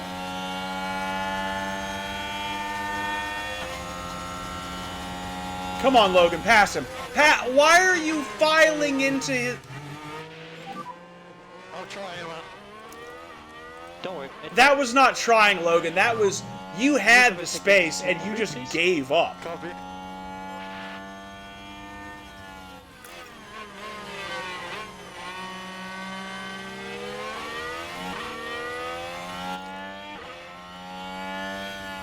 Alright, Albon's tires are good. Reduce lift and coast into turn 1. Okay.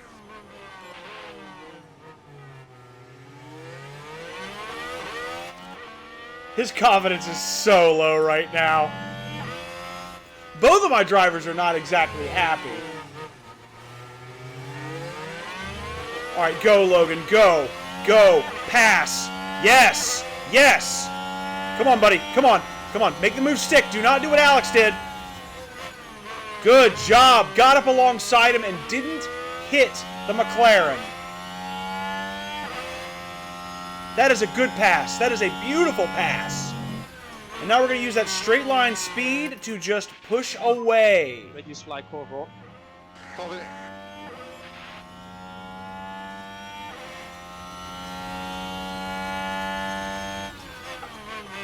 I don't think I'm going to get DRS off of this, but I might. No, I don't have it. But I'll tell you who's not going to have it in a couple of straights is Lando Norris.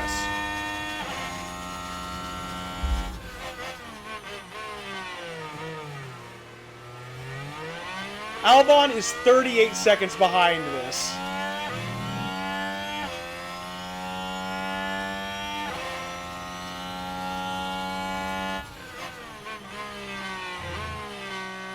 At least Norris kind of paid for it, too. That makes the wound sting a little bit less.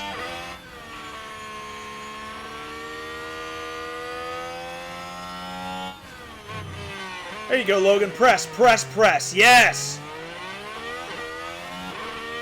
We want you up in DRS range. We want you up here. Getting pulled along. If I keep doing this, I might get a P16 out of it if I pull into pits early.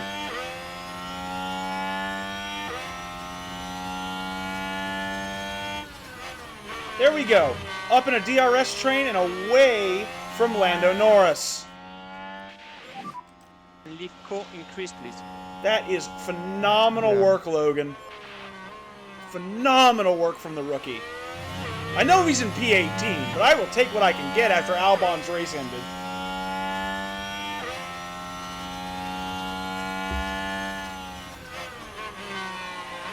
The truly sad part is Albon is holding pace with this group, but he's so far behind that it's irrelevant. And is this going to be a pass on Joe? Woo! Go, Logan! Come on! Make it sick, buddy!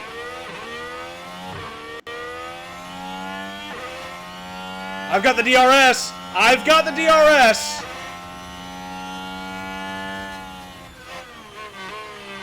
Oh, I'm gonna get blocked. Still alongside. Oh, come off it! Don't worry about it.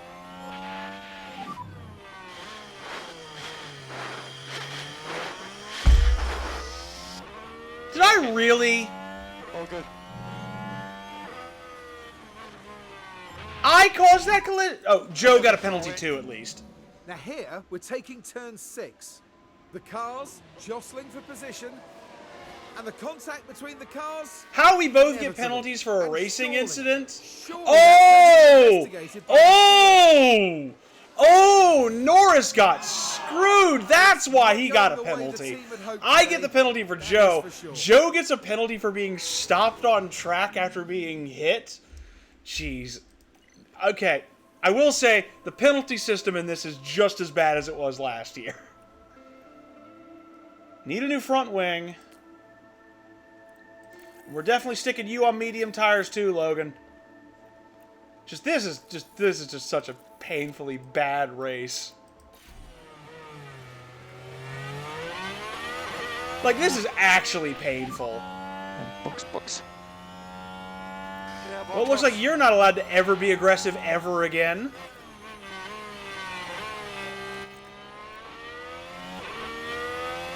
We're gonna need, like, several mechanical failures to get back in this. This is us starting the Williams career at the lowest of lows. Like, 2 racing incidents in the first 10 laps cost us 2 wings and race position. Like, this is absolutely astonishing how bad this is going.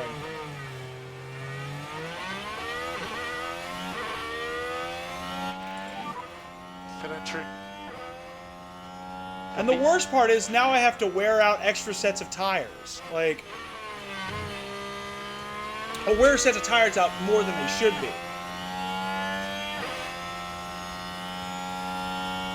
Maybe this will be like the undercut of the gods.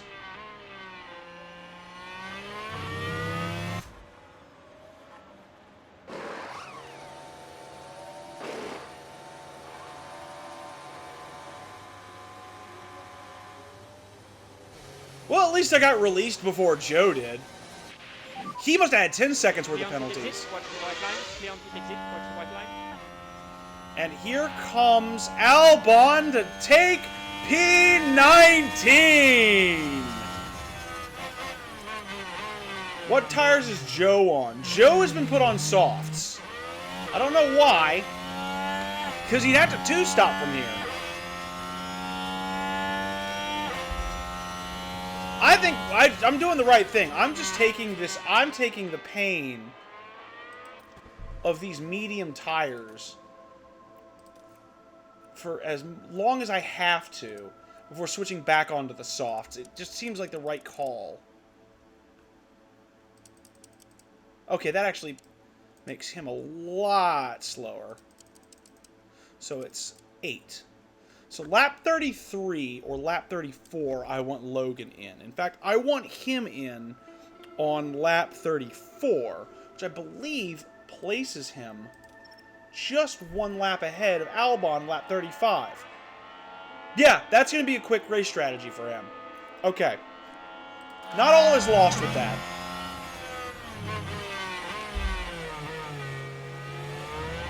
Albon's kind of screwed.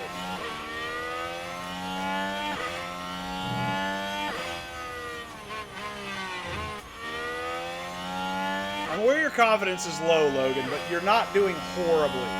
Consider that you just had a car wreck and a penalty and a wing change, and you're still ahead of Albon, buddy. Like, cheer up. This could be a lot worse. Let's put some sustained laps together, get these tires heated up.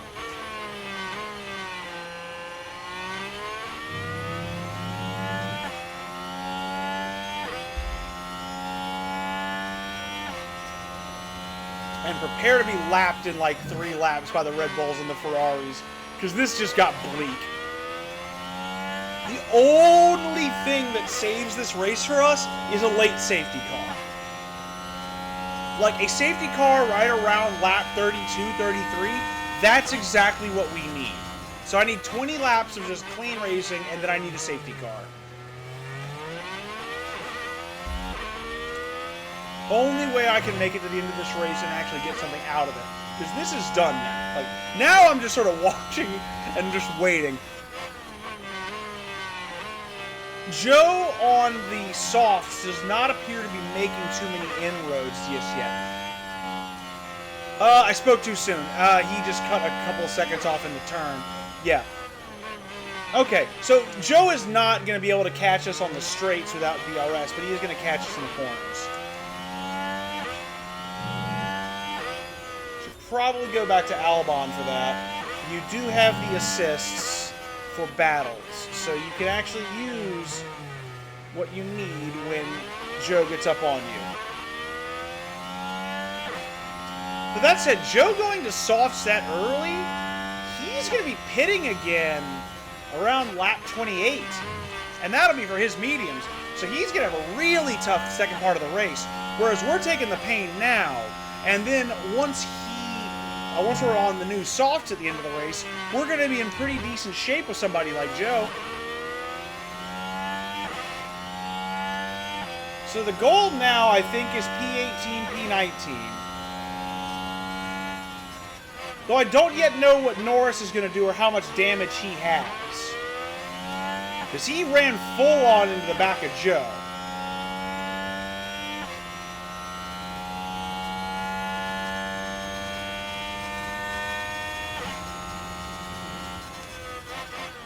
Who's now definitely got his tires heated up.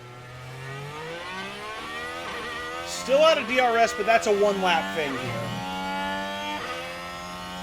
I think ultimately I've got the overspeed from how good this engine is, because his engine is not quick.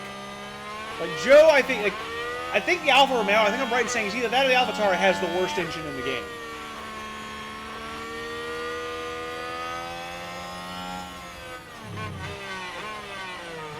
As it is, though, we would be in 10th place after this race. Haas will be 6th, AlphaTauri 7th, Alfa Romeo 8th, and McLaren 9th if these results hold. With, of course, Alpine being 5th, Mercedes 4th, Aston 3rd, Ferrari 2nd, and, no duh, Red Bull 1st. Still, I'm liking the speed Albon is able to summon on these straights. Perhaps I can push a little bit here in the back. Okay, Alex, we can start reducing lift and coast. And that will take away the hopes of DRS for Joe. Yeah, I can hold him out of DRS, I think.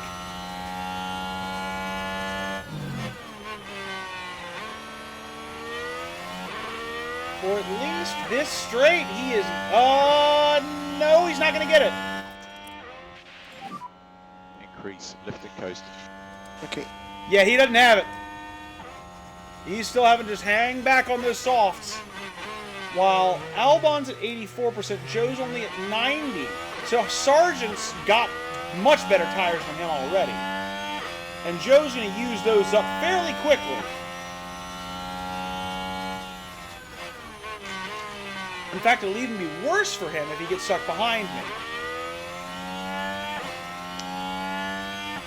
And Logan just gets to cruise. He just gets to go on an afternoon drive towards Norris, as it turns out, because he's cutting into that gap by about 2 seconds in the last 3 laps.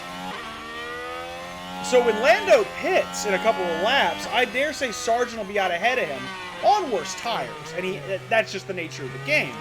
But I think I can get Norris here.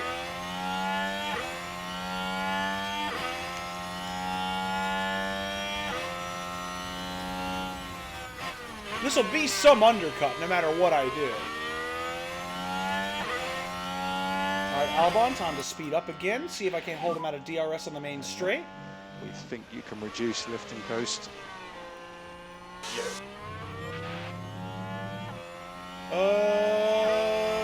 Not a great getaway. I think he's going to have it. But Doesn't hurt to just do a little bit of accelerating here. Just keep in front of Joe. Just pester him a little bit. Let his tires continue to wear through the 80s.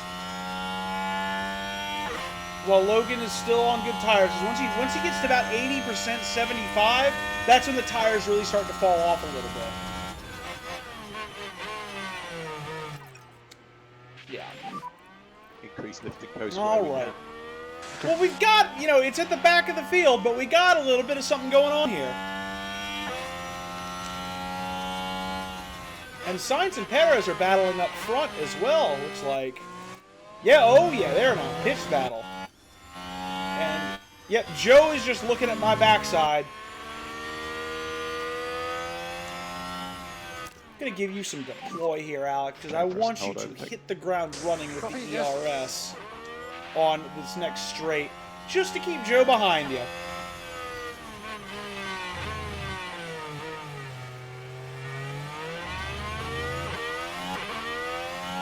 Just to burn that little extra and keep him behind.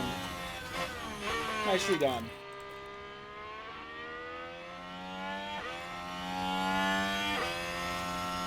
So I'm not going to be able to hold him out of DRS, and I don't think I'm going to hold him on the next straight either.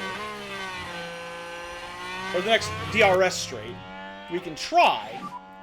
You can use the overtake. Yes. Meanwhile, we continue to cut into Albon's margin as he falls further away from Hulkenberg and Piastri. He must have some sort of damage to the car, would be my guess. Neutral again. Joe is going to make a run for it. No, he's going to hang back. Tries. Fails. Nah, he's going to get me here.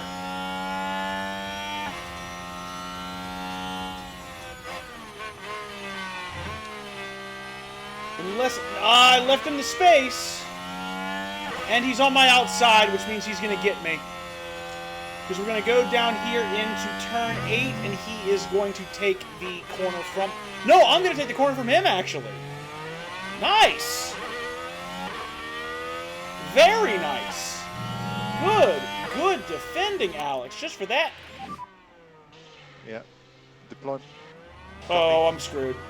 Yeah, he's got the DRS, right? No, I've got it. Nobody's got it. No point even trying to defend these positions.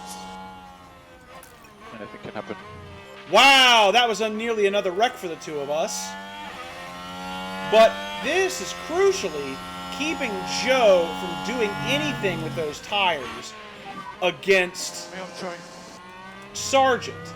Because now that I've got him in a battle and I made him use up his tires down to that 78%, he's actually got worse tires than Albon and will continue to have worse tires than Albon. While I've got DRS on him, and Sargent is just going to have world better pace. Let's look at these last laps. Yeah. Our last lap is, 139 for Sargent, 139 for Joe.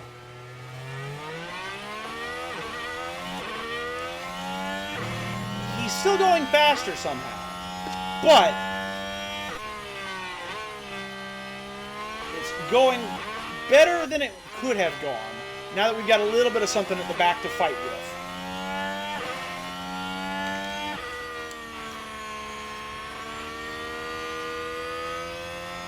$18 laps until pit strategy. Actually, 18 laps. And 17 for you.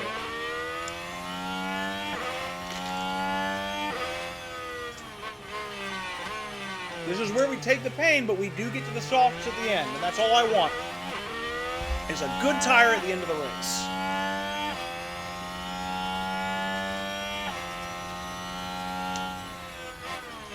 Albon just doing a phenomenal job as Joe's tires are starting to fall off. They are starting to fall off.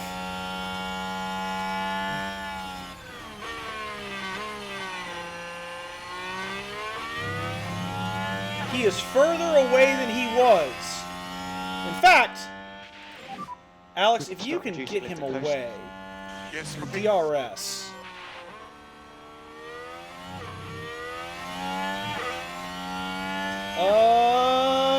He's just gonna get it, I think. No! Oh, he's got a broken rear wing! That's why he's in trouble. He can't open his DRS. Or if he can, he's opening a broken wing. That'd be a red and black flag, or orange and black flag in real life. He'd be pulled to the pits to replace that. That's dangerous. I'll take it. I will take a broken wing to help me defend my medium tire position. His softs have now lost the extra grip that they were giving him to compensate for that damage. That's huge. Yellow flag? What was that? Piastri locks up. Here we are then, reaching turn 13. It's coming through to the last stretch. Ooh, car didn't turn. Car did not turn into one of the fastest corners on the circuit. That's a lot of time lost for Piastri. That actually puts him in fighting range, if I do say so myself. We can keep this pace up before their pit stops. Because Lando has yet to pit once. He's on that medium strategy, and he's going to softs. But does he have damage on his rear? No, he's in pristine condition somehow. But we are pulling away from Zhou at the back of the field now. Haas have moved up into the points. Although that could just be pit stops, I can't tell. And the Ferrari are now on the exact same straight as we are, only a lap ahead. Good times. We've gotten our humor back. We've gotten our humor back at least. Like I'm feeling more up in my mood. Could be the coffee, but I'm feeling less glum about those two racing incidents at the start of the race. We have recovered to drive decently well. Sargent and Albon do not have the confidence that they should, but I think Sargent should have some confidence, honestly. I think when the other pit stops start happening, you're going to start seeing some progress, Logan.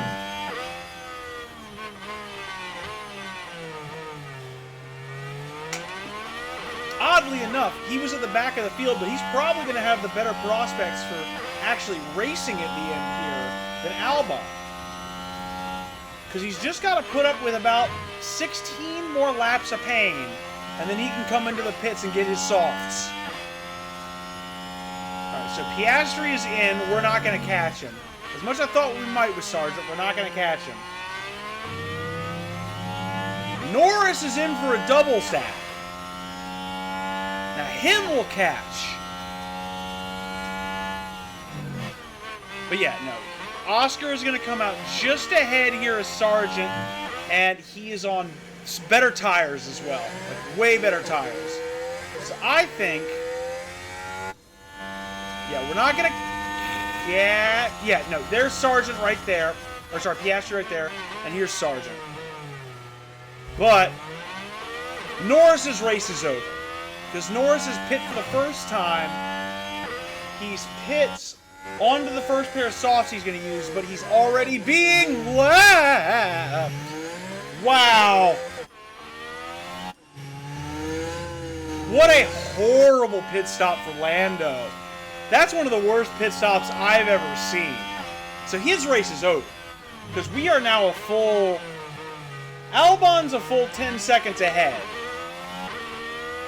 And though he's got 15 more laps to run on the mediums, Norris has got another pit stop, and he's going on to another pair of softs, but we'll be ahead of him by that point. So Norris is going to basically have to pass us twice, while also already being lapped.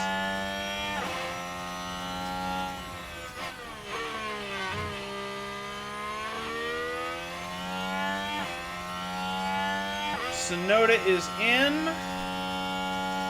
Yeah, we don't have much hope of doing anything at the back of the field unless somebody else has a mishap on the track, but P17 and P18 could be ours.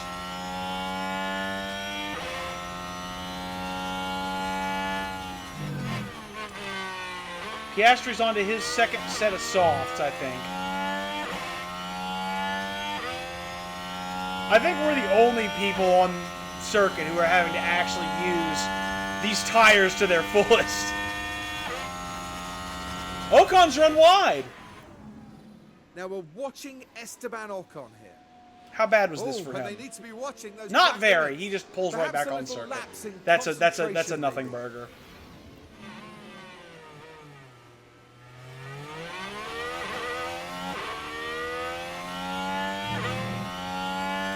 Norris is catching Joe. He is catching. But Joe isn't ready to pit yet, and he's on soft, so he'll harass Norris a little bit. That's what we need from you, Guan Yu, is we need you once the Ferraris have both passed him.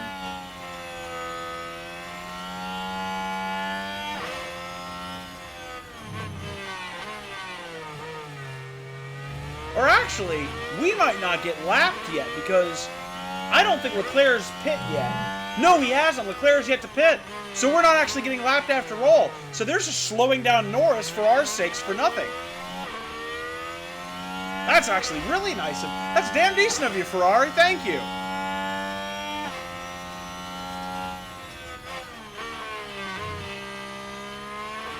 I mean, we're going to get a lot of nothing out of this race, but...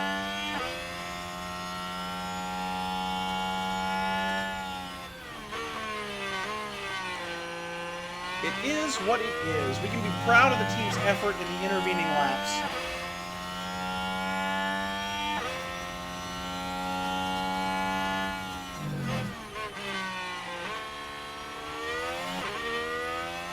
Bottas and Hulkenberg are still in the pits. No, we're not catching either. Piastri will catch Hulk. We're going to come out, very far behind him. And Hulkenberg is on softs. So, not our race. Our race is at the back of the field here with Joe and Norris, and I think nobody else. Depends on how our softs do at the end of the race.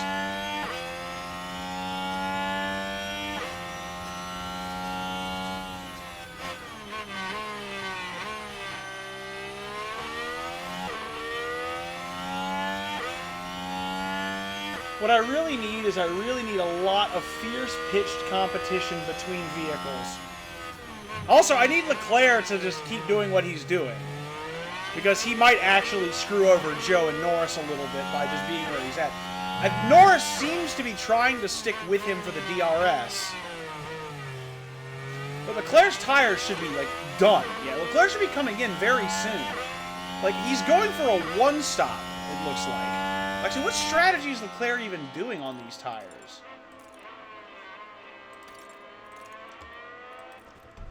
Expected strategy. So if he's on the softs and he hasn't pit yet, yeah, Leclerc is off the script. I don't know what he's doing. He's either pitting this lap or he is on a mystical one stop that no one else is running. But yeah, oh yeah, no, Lando absolutely used the lapping to get past. Pick up the pace a little bit, Alex. I do not want you to get lapped. Let's reduce lifting close. Copy. Charles, you need to go into the pits. Please, buddy. Go into the pits. That's what I want from you. Leclerc is staying out because he's a jerk.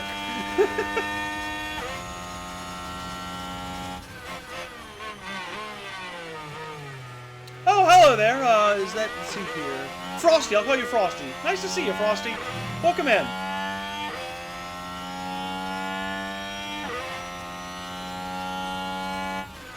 Yeah, it does sound like typical Ferrari strategy. If you're just joining me for the race, it has not gone to plan here in our first outing. Lap 4, Alex went for a great pass on Norris at the end of the third DRS straight, ran into him, had to pit him early, so he's been stuck on mediums for most of the race. Sargent then followed by getting into a racing incident right after turn number 4, so he had to pit early onto the mediums. So now we're just in recovery mode at the back of the field, don't have much to race for. So Typical Williams things as well. Very accurate gameplay.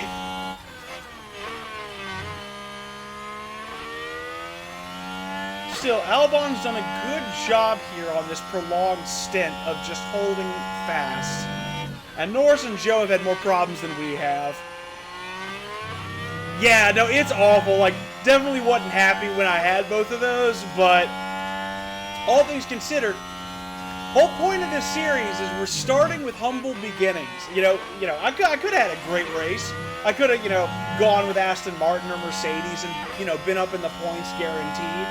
Could have gone with Red Bull, just had no worries whatsoever, but wouldn't be fun that way, We gotta have the struggles. We gotta have these long, medium tire stints with Williams to appreciate the sweet when it comes around. Gotta have the sour first. Okay, cool. So you went with Williams as well. Yeah, it's a fun place to start, I think. Sargent, very raw, but he's got, at least he's got high development potential, so his points will build up quickly once I get the race simulator going. And Albon I like. I have a lot of time for him as a racer in real life and in this game if he's 81 rated. So he is definitely my first driver. Second today, but feeling all right about their contributions. Don't want to. If I'm gonna finesse anything on the team, it's that head of aero being at a 71. Definitely scouting for a better aero department, but for right now, we are just doing the humble beginnings, just trying to get races under our belts. I'd like to salvage something here higher than a P17, but I don't think I'm going to get it. And Leclerc is now hot on my tail. Buddy, you're on 36% on your tires. Like, you need to go pit.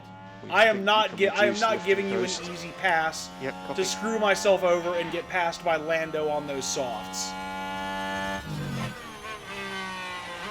Okay, cool. Well, welcome to the fraternity. It is a deeply fulfilling and extremely frustrating and unbalanced sport. I hope you enjoy your time here.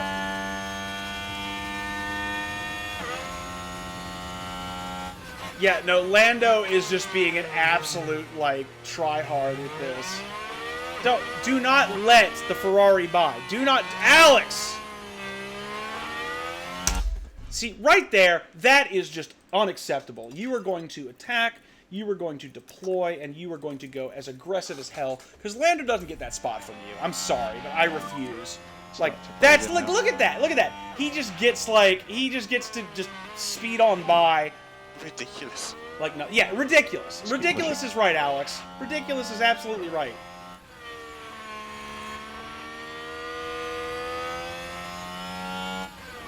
Ugh.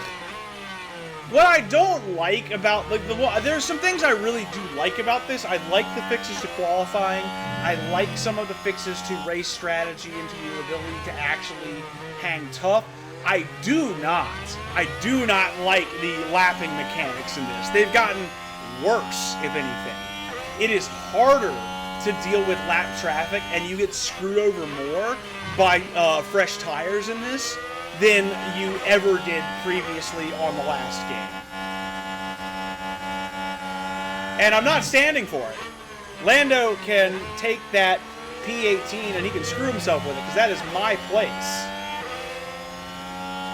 And we are about to break right into a duel. No, you're not. You're just going to sit there? Okay, cool. I'll just burn fuel. I'll burn fuel in ERS. Oh, yeah, now Leclerc goes. Great work, Charles. Great work. Thanks for letting me get past first. And there we go. Just punch it past Lando. Or no, just let him pass you again. That's fine. That's fine. Standard tires.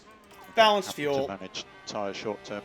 Oh, yeah. No, getting lapped and losing position at the end is the worst. I guess really what I'm trying to do here, because Lando has had his two soft tires, or his medium tires set to start the race. I'm just trying to stick with him here right now. If I can stick with him and prevent him from doing any nonsense, Like, Sargent can go ahead and go a little bit quicker. Reduce like go overall. And yeah, as long as I'm battling Norris and slowing him down, yeah, he's going to have terrible tires by the time he gets to Sargent as well. So I should be okay. But I do want a little more speed from Sargent. I think it's time. Yeah, the tire wear thing's a little difficult because the CPU just gets to default go how quickly they want to go, and they get like a sustained degradation, like it always degrades at the same pace. Where you get screwed by this game and where like they need to fix it for 24 is that in the middle of your stint, like the CPU is just impossible to race. Like you cannot keep up with them, and then at the very end of the stint you just start gaining seconds on them at the end of the race, and it's this huge game of catch up to the last lap. It's really poor race simulation in my opinion. Like there should be a management phase for the CPUs where they're not just rushing ahead. Like look at this, like Norris is already now within DRS of Sargent. Like in what world is that actually representative of real pace in a race on worn soft tires at this point? Well, I mean, it's weird because the McLaren is not fast. Like, the Mercedes engine at the start of the season should not be fast. It's tires. It's all tire advantage right now. Because the softs are what are moving him quickly. We start like go. Copy. And so what's going to happen is Norris is going to get to pit normally around lap 38, 39 off of those softs onto his second pair of softs. And meanwhile, he just gets to harass me carte blanche on my used mediums because we took the pain at the early end of the race. Yeah, they're really, really good at tire management. Really good. And DRS management as well. So yeah, Norris is probably just about to breeze on by me here. And there's not a lot I can do about it because I'm on a fuel deficit. Well, I'm not a fuel deficit with Sargent, I'm close. But I definitely have no ERS to defend with, and there he goes. Yep. Because tire advantage apparently in this year matters way more than anything else. Yeah, it is, but what are you going to do? Stick with him. I don't think there's anything you can copy. I think it's just the CPU will run the way it runs, and you're limited by personal mechanics. It's like qualifying. You know, you can't do a manual qualifying program because there's just no way of getting around the limitations of having to warm up tires and save fuel and all of that. Wait, what just happened? Oh, Red Bull happened. That's a better spot to get past than I could have been placed in other places, all things considered.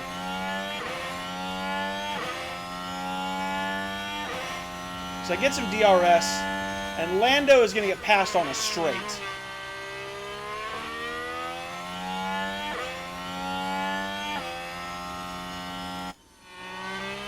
Should have had more, really. Should have had more. It's going to be a weekend to recover from, that's for sure.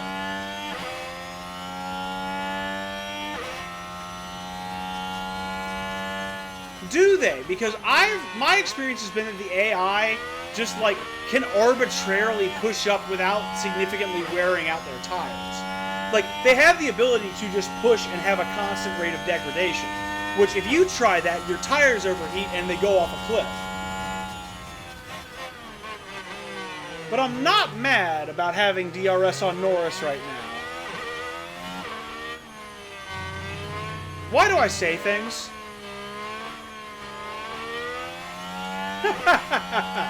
That was so bad, man. Oh, okay, so you did get Kevin to push his tires. Interesting. So I'll need to try that at a circuit with higher tire dead. Maybe something like Spain, I could pull that strategy off. Because Spain, you can overfuel and save tires and get people to push. Little too late for me to learn about it today. I think Piastri and Norris will get enough of an advantage here to where my softs at the end aren't going to matter.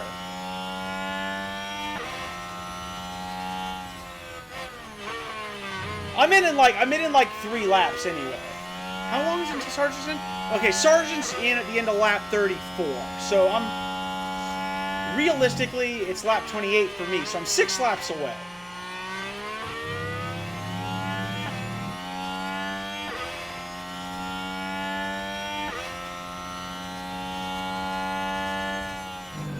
That's a good tip, though. If the AI will actually push their tires now, that actually is a significant advantage compared to last year. Last year, it was just constant race.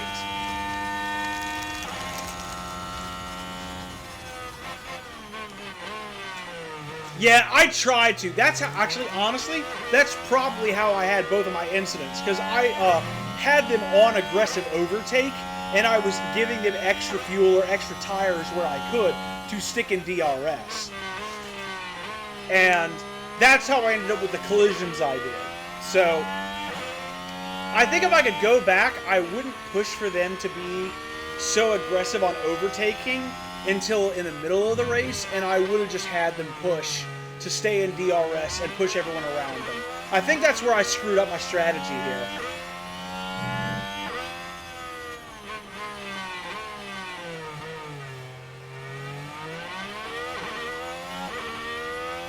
Yeah, that's the smart thing. Like, you know, if you're starting out with Williams, you know George isn't your race, and so.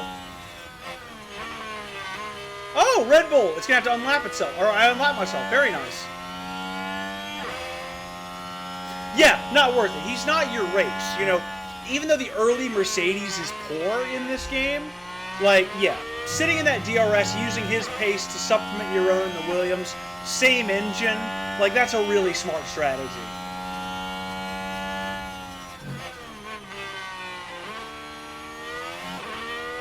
Alright, Logan, getting close to that pit window, buddy.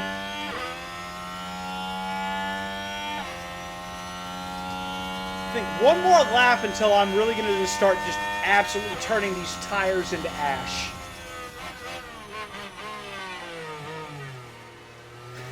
Oh, wow. Okay, so you were on an aggressive strategy then, my guy. Yeah, like, that's aggressive. I usually try to limit my push on most sustained stints until last couple of laps, but if it works, it works. I ain't gonna countenance it. As it is, Albon's really had to stick with these tires. I might even pull him in 2 laps early, because that's a 56 lap race now that I've been lapped, right? So let me just take a look. Because you've been on those forever. Yeah, honestly, race time isn't affected. Let's just go to lap 33 for you. And since your tires are already dying, Alex, let's just go ahead and have you just attack the crap out of this until you get to the pits. So we can close the gap to the cars ahead. Get up on Logan, maybe use a little DRS, and then pit first.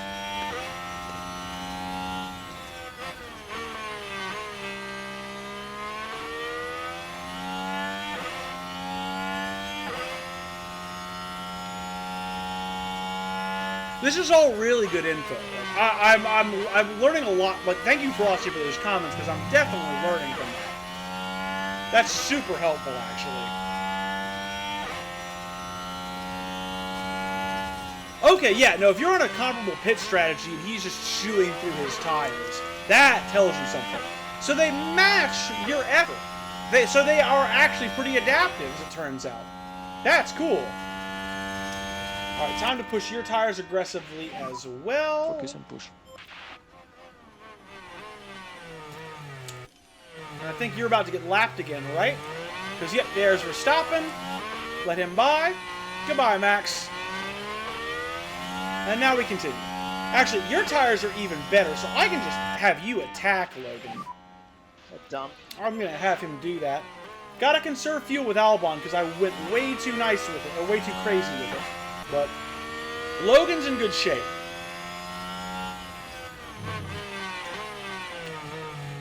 Dude, yeah, P9, I thought I was going to be able to get points maybe with Albon because I started P14. But, yeah, this wasn't to be this time around for me. So P9's the dream. First points? I can't wait. It will happen. It will happen. Just not yet. Might be Melbourne when all my developments come in. Yeah, the incidents suck, but we're keeping, you know, after the initial glumness, I'm keeping a positive attitude. I'm keeping my mood up, and I'm keeping myself feeling good about where I'm at. It's definitely a good track for Williams. I expect Jeddah to be pretty good as well. Jeddah actually, I think, will be even better because of all the high-speed corners. There's a lot of low speed on this circuit that Jeddah eliminates. So I think as bad as this has been, if I'm smart next race, next stream I do this, I'll be in good shape.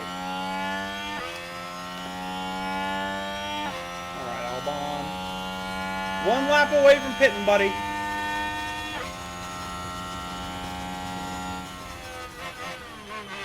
I know, like, the AlphaTauri is unequivocally the worst car on the grid, and they got P12 and P13 essentially locked up, because Bottas ain't catching them.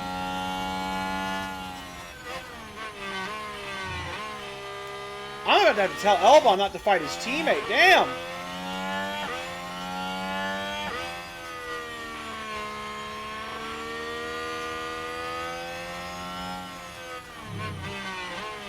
Yeah, AlphaTauri could actually score here. Like, my offline series, the one that I'm doing just for me, because I can't, you know, I'd love to just do 2 races a week and, you know, limit myself, but realistically, in my spare time, I'm doing this off the wazoo. So I'm doing a Haas career right now. And I got points in Bahrain because Max Verstappen and Sergio Perez could not stop having incidents with one another. So I got like a P7 and a P11 and beat both Alpines and both Red Bull because of how badly they raced. Here, though, this is not the case. I am chewing through these tires, and now it is, we're going to wait a little microsecond here. And now, okay, wait for it, wait for it. Time to pit. You guys, thank you, Alex. You have done so well on these tires. Well, first off, I'm going to thank you, Frosty, for the follow. I really appreciate it. And if you're enjoying the series, the plan, I think, is to do this on Mondays and Fridays. So if you're around on Friday, I'll have this going again during the afternoon and evening. But thank you. Now that I've got a second to pause and reflect, Albon, he's only got to do one. He's got to do one less lap here, so I think it is time to get him onto the softs. And we'd like to box at the end of this lap. And Logan, you can actually burn a little bit of fuel while you attack. We look at reducing the lift and core. Copy. I know you're being overtaken and lapped, and it's no fun. And we've had a poor race, but we'll get something out of it, guys. In fact, I might actually end up, because of the way it's working out, I might end up just putting them out to race with each other. We'll see. Albon's in this lap, so I'm not gonna give him or Logan any special treatment to heat these tires up, though. That said, like, normally I would give them a little bit of extra aggression on their opening lap just to get that speed up, but there's no reason. I'm not trying to fight to undercut anybody, so I will just give them normal pace to the end and just let them have it out with each other.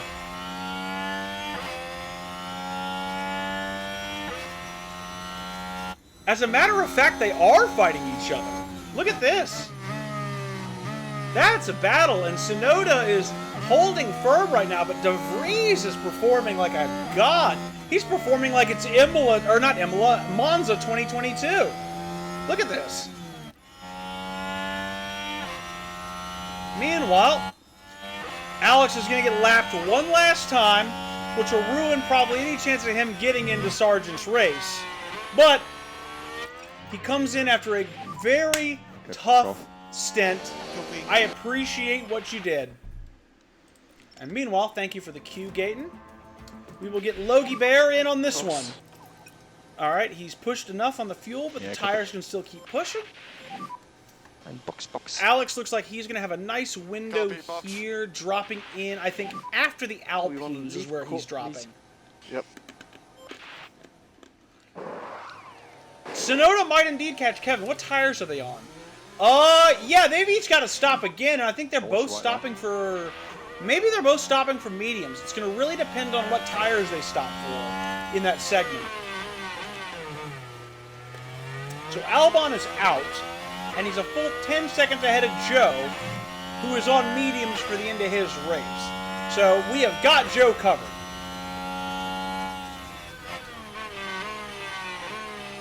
I feel so bad for Joe, though, because he was the part of the racing incident that Sargent was involved in.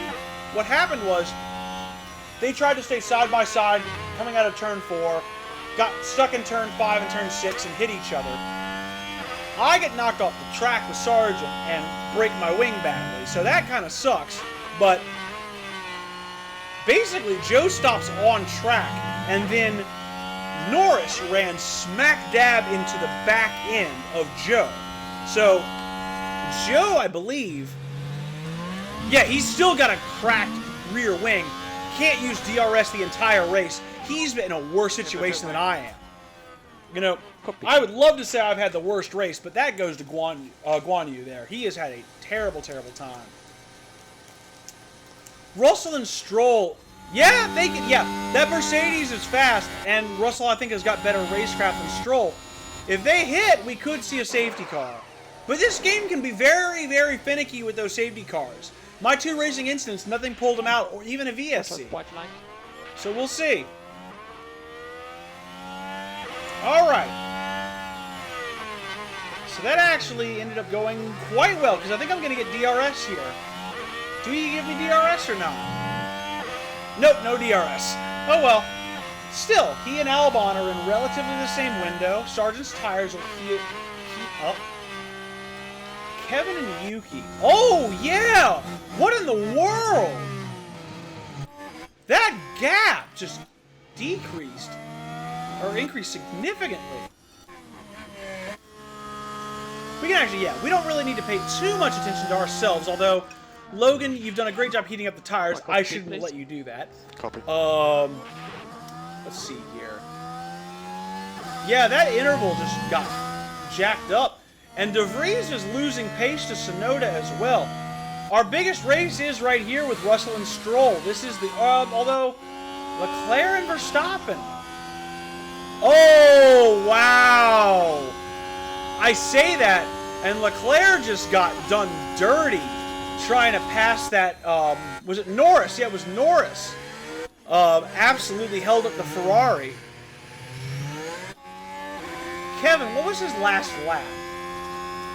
135.6 to a... Oh, that's what did it right there. Yeah, he's pushing like crazy. He must be on... Oh, he's pushing for his, pit stop. He has to be.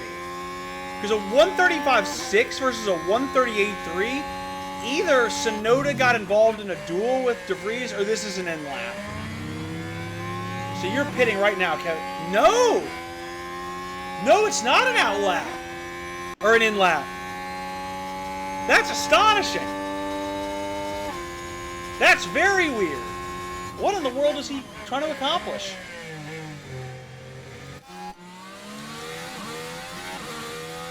Let's see here. Yeah, everybody... Yeah, Sonoda, if he were to pit, it's kind of screwy. Because Sonoda has locked himself into a late strategy. So unless Magnussen, what might be going on, if I just look at strategies real quick, what might be going on is that I think, based on the tire deg I'm seeing, I want to say that Magnussen, K-Mag started on these 2 sets of softs, and I want to say that Sonoda must have been on a medium to begin the race. Because if he's on a soft now, and he's got that much extra tire compared to K-Mag, I think K-Mag is pitting for the mediums, and I think Sonoda's pitting for the softs. I think Sonoda's going to get him no matter what by the end of this race. I think that's a very real possibility.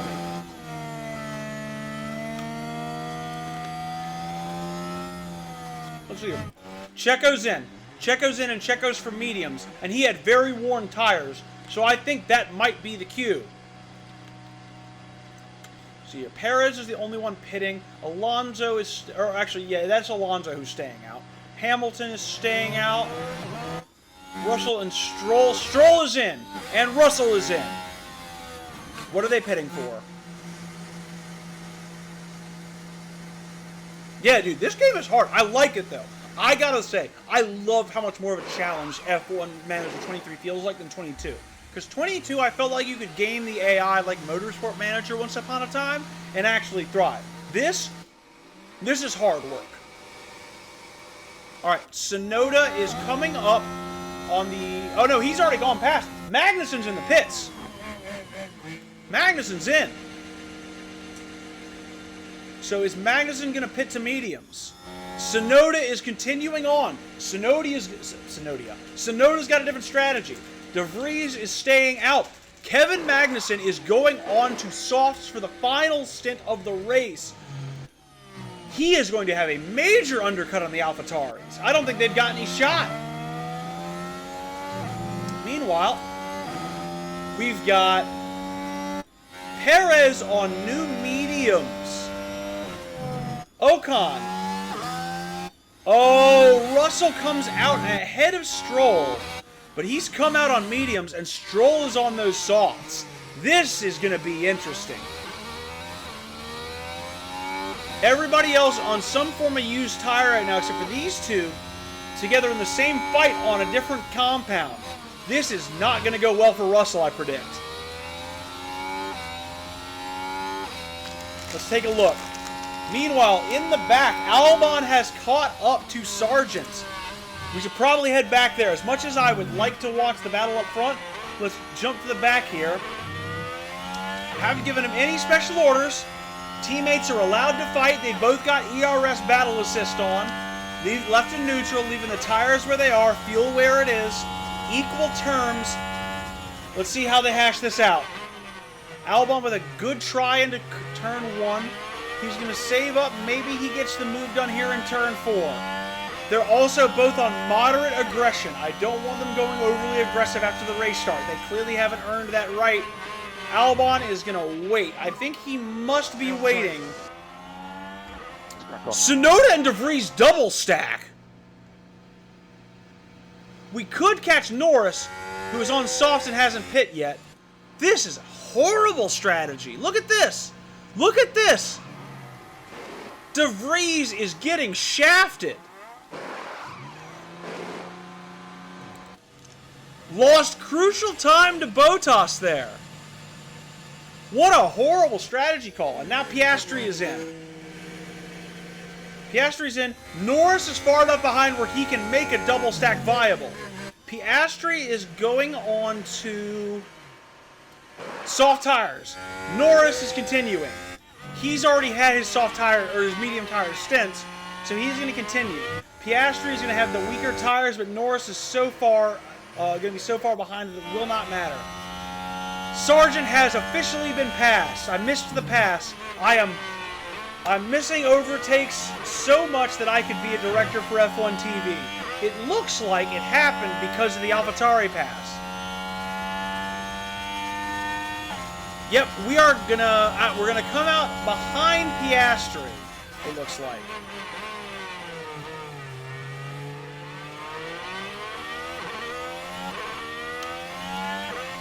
We will see. It might just be a Williams on Williams violence here. But look at the tire compounds. Everybody's making those final pit stops. Hulkenberg has stayed out too long. Sainz has stayed out too long. Norris has stayed out too long. We'll see. Because Norris is going to have to pass. And he's going to have to pass both of us.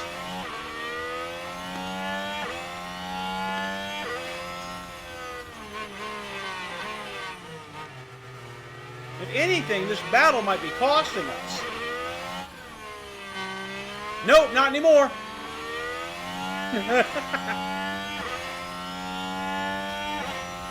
So I'm waiting for Norris to come into the pits. He's going to come in for brand spanking new softs. And I think if I'm going to come out with a P17 here, I think Logan is going to have to sacrifice his race and is going to have to go full-on defensive mode with these tires to the end. Because look at that pickup of speed right there. It's dealer's choice. One of y'all is going to get backed up. I don't know who it is. Logan making a really nice move, using the ERS very well. Clean space. Drivers both have space. Nobody locks up. Clean racing, and he's got the move done. What a move by Logan Sargent. He best have good... Yeah, his confidence has gone up since the crash. He's better have confidence for that. Esteban Ocon is in, and he is dropping. He is going to stay in the points. Lando, we are catching.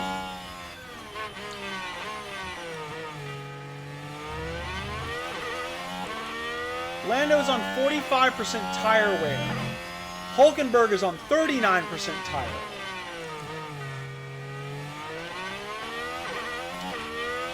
So Tsunoda and De Vries and probably Bottas all stand a great chance of being ahead of Hulkenberg. If anything, Bottas is going to catch De Vries. That'll be a battle in a few minutes. I don't know what's going to happen with Piastri and Norris. Norris is in. Norris is in. As we come around that second to last corner, he is going to pit, and he is going to pit, I believe, for softs. So, I'm going to wait to see where we come out. I think we're going to just be ahead of him.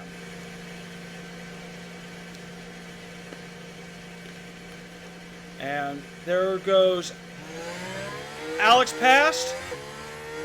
There goes Logan. Come on, Logan. Come on, Logan. Albon. Albon does not get him. He caught Albon. I don't believe it. I don't believe it. I'm going to have to overtake with Albon. He's going to have to go aggressive here because I think going aggressive here and then blocking for Logan while I've got him on cold tires in front of me is going to be the only way I can pull this off. Excuse up the overtake. Yep, copy. So Logan, I need you to put a lot of fuel in this. There you go, Alex. Yes, yes. Push him. Push him. I know, right? This is just all about pride.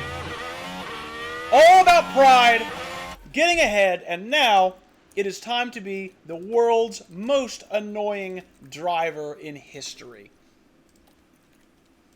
He's got the ERS assist. He's got his deployment. He's got a little extra fuel. Actually, don't even need the extra fuel. Good to stay ahead though. Got pace. Why don't you go ahead, Logan? Run away. Run away, Logan. Lifting coast level 3. Copy. Hulkenberg finally pits. He is falling way down the order. But he's probably just stuck in P15 having a lonely drive. Norris is now... Is that... Oh, wait. That's not what I wanted to hit. He's 2.5 behind. I think because he got lapped there by that Alpine. Yep. He's fallen behind. Let's see here. Okay. If you're going to go neutral there, I'm going to go neutral there. But we're going to have to watch, boys. We're going to be very careful there. You are allowed to race, but watch behind. All right, Logan. You might be on blocker duty. You had higher fuel grade, but... I'd like to increase a bit the lag everywhere. Copy. Let's see here. Yep, you're going to need to get over. Yep. Let him on by. Not the best place for it, but now... I'm going to wait till he gets within a second, but he's within a second. I got to start blocking now. I got to start blocking now. And he's actually got way more than you do. You need to top up, Alex. As a matter of... Actually, no, you're good on neutral. You're okay on neutral for now. Behind. Alright. Yep, now, and your job is simply keep Lando Norris behind and lead us to a P17. Make him work those tires.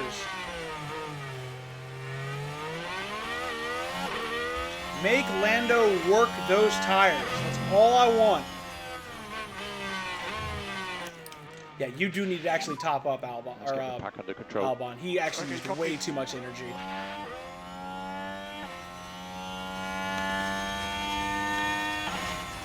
Probably shouldn't have done that, but... Did Norris get lapped again? No? No, he's just losing speed. This is okay. This is okay.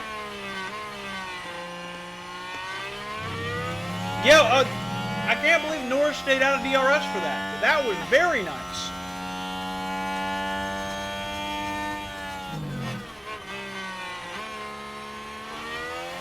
That was absolutely enormous, because now we're going to get it again. And Logie can just pull in to the back here. They can have their own private battle. Maybe go neutral here for a second.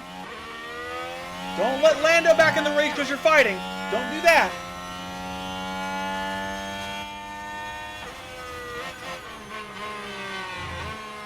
I have half a mind to say don't fight teammate.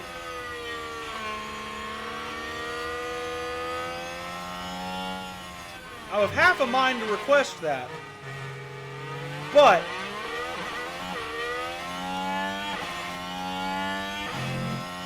I can't tell who's faster at the moment, and that's what's causing the problem. Because we're going to get DRS here, but Norris is going to take advantage of us kind of... Yep, because Norris is kind of underneath us now. He didn't get DRS that time, though. I need a little bit more pace from you, Alex. I need a little bit more pace. I think we can reduce lifting coast. Copy. And it's going to be, because of the fact we got lapped, it's going to be 11 at the line, boys. Yeah, copy. What? Oh, bad. You top up. You stay neutral for the moment. Need some recharge. Copy. I'm going to need that recharge. You're good. If you're at 10% on the main straight, then I'm fine. Alright, so you top up. You go ham as the front runner and just pull us away from Norris, Albon.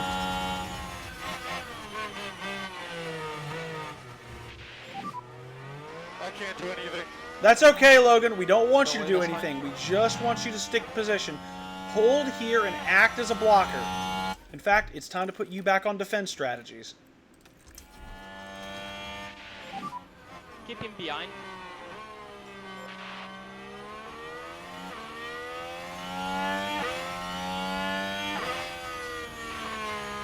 I mean, I might need to let Albon run away a little bit and just do the hard work right now with Sargent.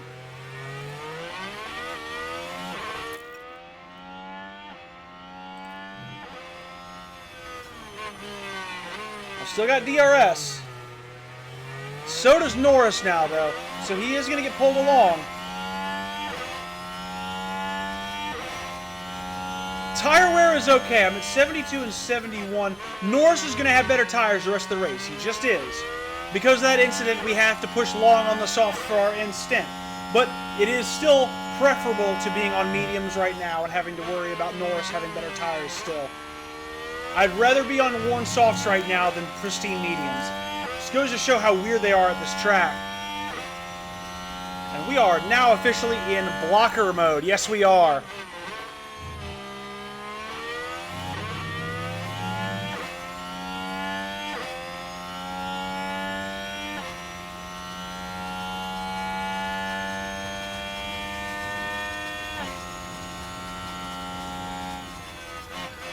There we go.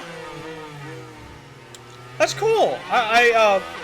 I've appreciated the comments on it, and I hope that the little like touches I'm adding in are helpful. That's actually because especially if you play this game, because this is so much fun as a management sim. Like I'm having a blast right now, like no joke. I'm having way too much fun with this.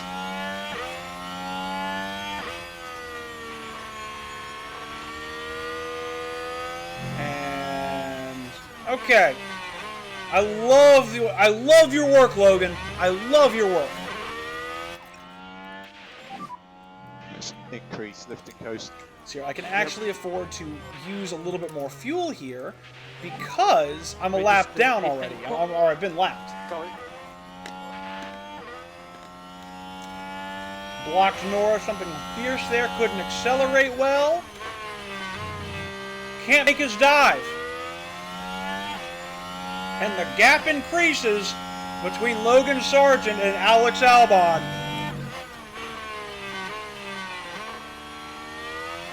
I love management sims in general. Like, I've got, like, pretty much when when the new Football Manager comes out in a month, I'm like circling that date and not doing anything. That was a really, that's a solid effort. I can't fault it, Logan. You did everything you could. Go for it, buddy. Stay with him and fight back. Yeah, dude, management sims are like the best. They're just way too much fun.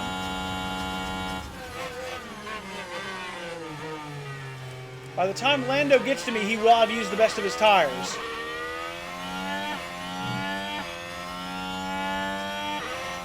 P17 might be a little hard to actually put, but... Yeah, like, I've been playing, like, Football Manager is, like, there are few games more gratifying to get good at than Football Manager because of how unbelievably complex it is. Like, to give you an idea, I was introduced to Football Manager through a friend I was working an internship with way back in 2010. And so I've been playing FM since 2010. I think I've had, because I'm a Nottingham Forest fan, I've literally, I think, had a Nottingham save for 14 straight Football Managers. But even I took, like, it took me several years to know how to build a training program. It took me, like, years to devise my own tactic and to feel, like, comfortable in it. So, like, it's such a fun game because it's so involved. And as you start cracking the code with it and getting more wins and getting more outsized results, it's a blast. And yes, thank you. Hey, listen, if you're gonna give me some Garibaldi love, I'll give that love right back to you, my guy. I love me some Nottingham Forest. I do. I can't tell you. Last year, when we were in the relegation battle and Taiwo had his goal against Arsenal at City Ground that kept us up, the sound that left my body was inhuman. I was so happy. We get to safety, and of all teams, it's against Arsenal, who had just absolutely destroyed us in the Emirates. Oh man. Oh, you're a Wolves fan? Okay, in that case, I owe you an apology, okay? Seriously, I don't know you. I don't know many Wolves fans. I genuinely thought at the beginning of the season when I was doing my preseason predictions, and yes, by the way, thank you for Morgan Gibbs White. I love him. I love him. He does the business up in that forward midfield, in that forward attacking midfield role. He's brilliant up there. But I owe Wolves fans everywhere an apology because when I did my Premier League predictions, I had Luton in 20th and I had Sheffield in 19th. I just don't, it's not their faults. They're championship level teams. And I think Luton in particular has done good transfer business so that when they get sent down at the end of the season, they've got the kind of lineup that can just win the championship again and go right back up. So I respect that. But like Luton and Sheffield are going to be 19th and 20th. They just are. Logan, you're not going to do anything this race, so go ahead and pull your tires. I thought Wolves were going to be 18th, and I thought y'all were headed for relegation. I thought with all the pieces that you got some great pieces there. With guys like, you know, Matthias Cunha is the guy who immediately comes to mind. But like, I thought y'all were going to be like barrel scraping this year, and you showed out. Even though you lost in the first match against Manchester United, gave them a really, really tough match. And lest we not forget, last match week, you beat Man City. You beat the villains. Like, I don't have anything to say other than I apologize. I wasn't familiar with your game. Like, I'm really, really impressed with Wolves. Like, really everything I thought that Burnley and Bournemouth were going to do in terms of overperforming this year, that has all been, like, Wolves and West Ham. I had both of them doing so bad, and Crystal Palace for that matter. Like, I thought all of them were going to be bad, and they're all good. I was right about Brighton, though, this year, and I was right about Villa being really, really good. So, like, I'll take my... Oh, and I will say, thus far, I'm right about Nottingham Forest being a firmly mid-table team and not in the relegation battle. No losses in 5. I'm pretty happy with that. Meanwhile, Norris has used the best of his tires. Let's see, last lap. Yeah, last lap, 136.3, 136.6. I don't think he's going to catch. Yeah, I'd like to believe that we're only going to get better. Frosty, I really do. Losing Brennan Johnson sucks. Although I'm not going to say a bad word against Brennan. He's an academy grad. He gave us everything in the years that he was here as a youth guy and in that team to help us get promotion, to help us be where we're at. He deserved that Tottenham transfer. He deserved that opportunity at a top 6 club. Nothing but the best.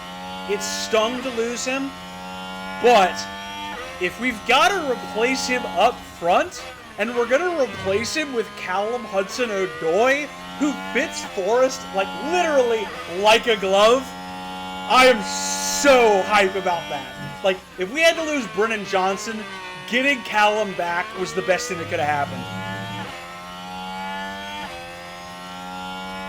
Yeah, and I agree with you on that too, Frosty. I think that the you know, everyone is down on the championship promoted teams this year because they're all pretty bad and they're all probably going to get relegated unless Everton is truly as terrible as they look. Yeah, Leicester, like, Leicester I feel bad for more than I think any team I've felt bad for in a long, long time, because the misfortune they had meant that the entire organization fell apart. I mean, look at the guys who they had at Leicester last season who had to leave just because of the fact that they are in the championship and these guys deserve to play at a higher level. I'm talking people like Timothy Castagna. I'm talking people like Yuri Tielemans, who left on a free to go to Villa, signing of the friggin' summer as far as I'm concerned. Harvey Barnes is gone. He's at Newcastle now. James Maddison, another guy who went to Tottenham, and for all intents and purposes, James Maddison might be one of the best signings of the season as well, because he's crushing it up front for Tottenham. Who else did they lose? I think they lost one of their strikers, did they not? They either lost Patson Daka or Kelechi Iheanacho. I can't remember which. But, like, they just hemorrhaged their best players, and it completely underrode their organization. I feel so bad for Leicester City.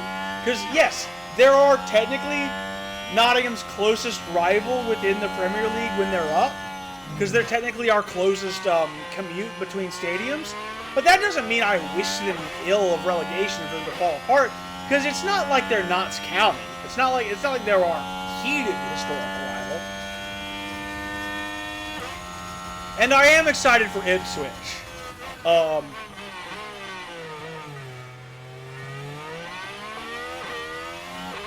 I will say, yeah, I don't want London teams in the Prem. Get the Midlands teams up, or the team that is overperformed early, that, like, I really actually do kind of want to see make a playoff run and just get promoted into the Premiership because we can say it happened. It would be the coolest thing in the world if Preston North End can hold to the form that they have right now and make it back to the Premier League, or make it back to the top flight of football, I should say, because they've never been to the Premier League, but make it back to the top flight for the first time since 1961. That would be amazing. And Preston has gotten better over the last couple of seasons. Smart loan deals in last season with guys like Liam Delop being there, who had a very good season for them. And then this year, they kind of consolidated a little bit, and they're very much a top half championship side and a playoff contender.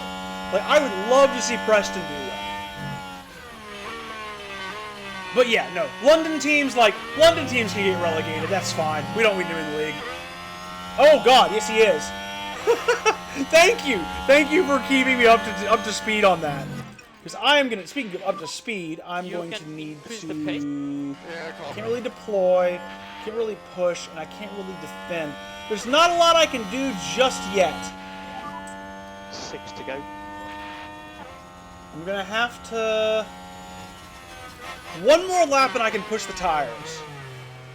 Because I got 5 laps to go. 5 laps to go.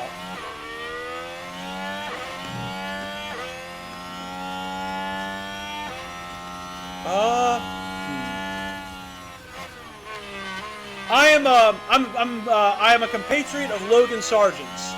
Proud eagle noises.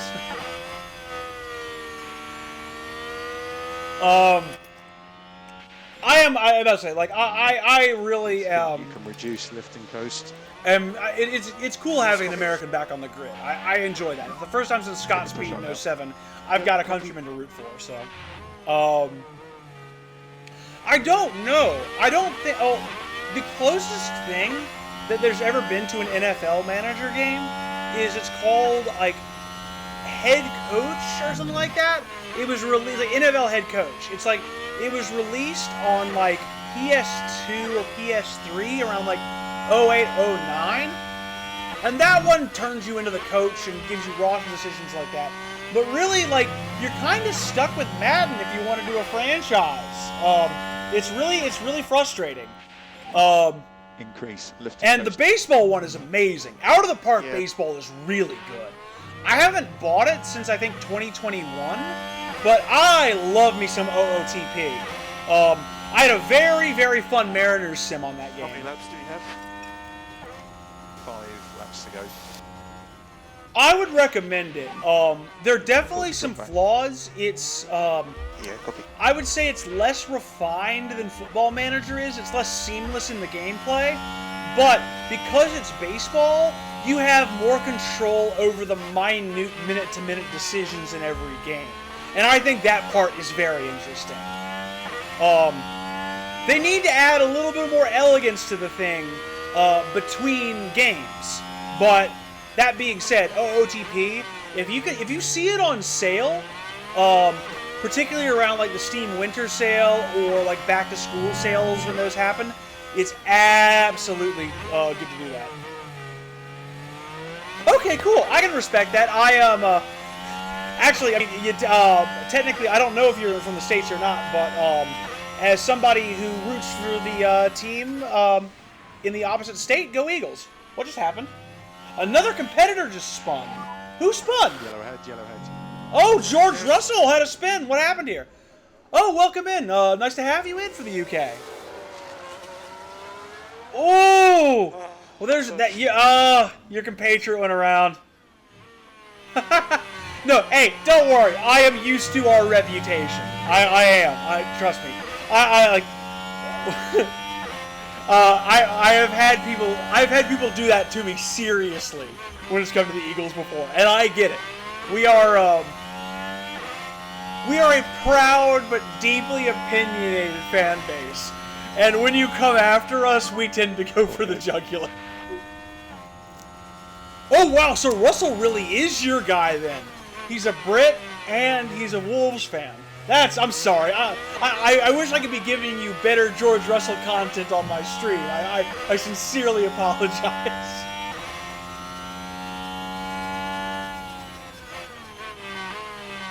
As for the Steelers,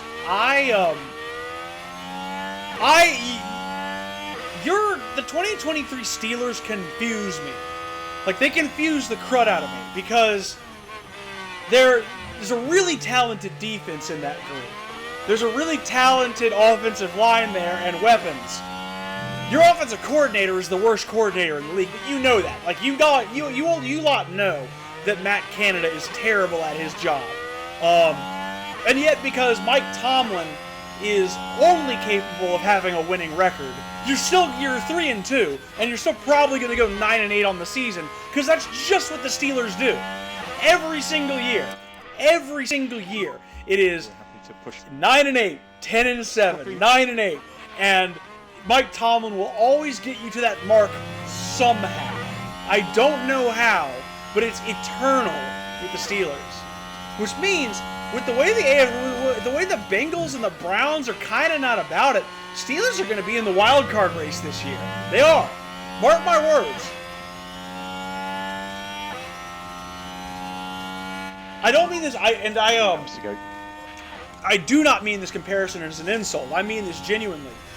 You guys remind me a lot of the 2022 Vikings in that you just have this way of having great luck at the end of close games that swings them for you in dramatic fashion.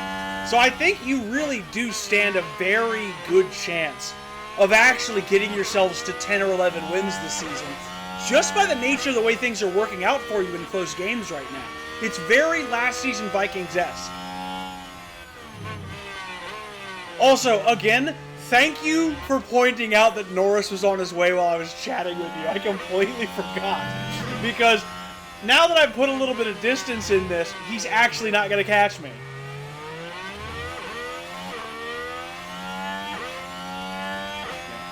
And I will say, I still think Kenny Pickett can evolve into... I don't think he's going to be... Like, you're not going to be talking about Kenny Pickett in the same breath you talk about a Patrick Mahomes. But I think that Kenny Pickett is easily capable of becoming a guy like... I would say a Kirk Cousins. I think he could be a very refined, very mature game manager for the Steelers. And, yeah, exactly. Reliable guy. Reliable guy. And that's really all you kind of need in Pittsburgh. Is, with the weapons you've got, especially George Pickens, who I think Pickens is just waiting for Pickett to get his arm underneath him. And then George Pickens is going to start doing truly special things as a receiver. Not that he's not already special. But yeah, it's going to take you guys 1 or 2 more seasons to get Pickett's legs underneath him and to get his skill set to be where it's supposed to be. But I have a lot of faith in Kenny Pickett to be good. I do. I might catch Oscar Piastri. I think I might catch Oscar Piastri.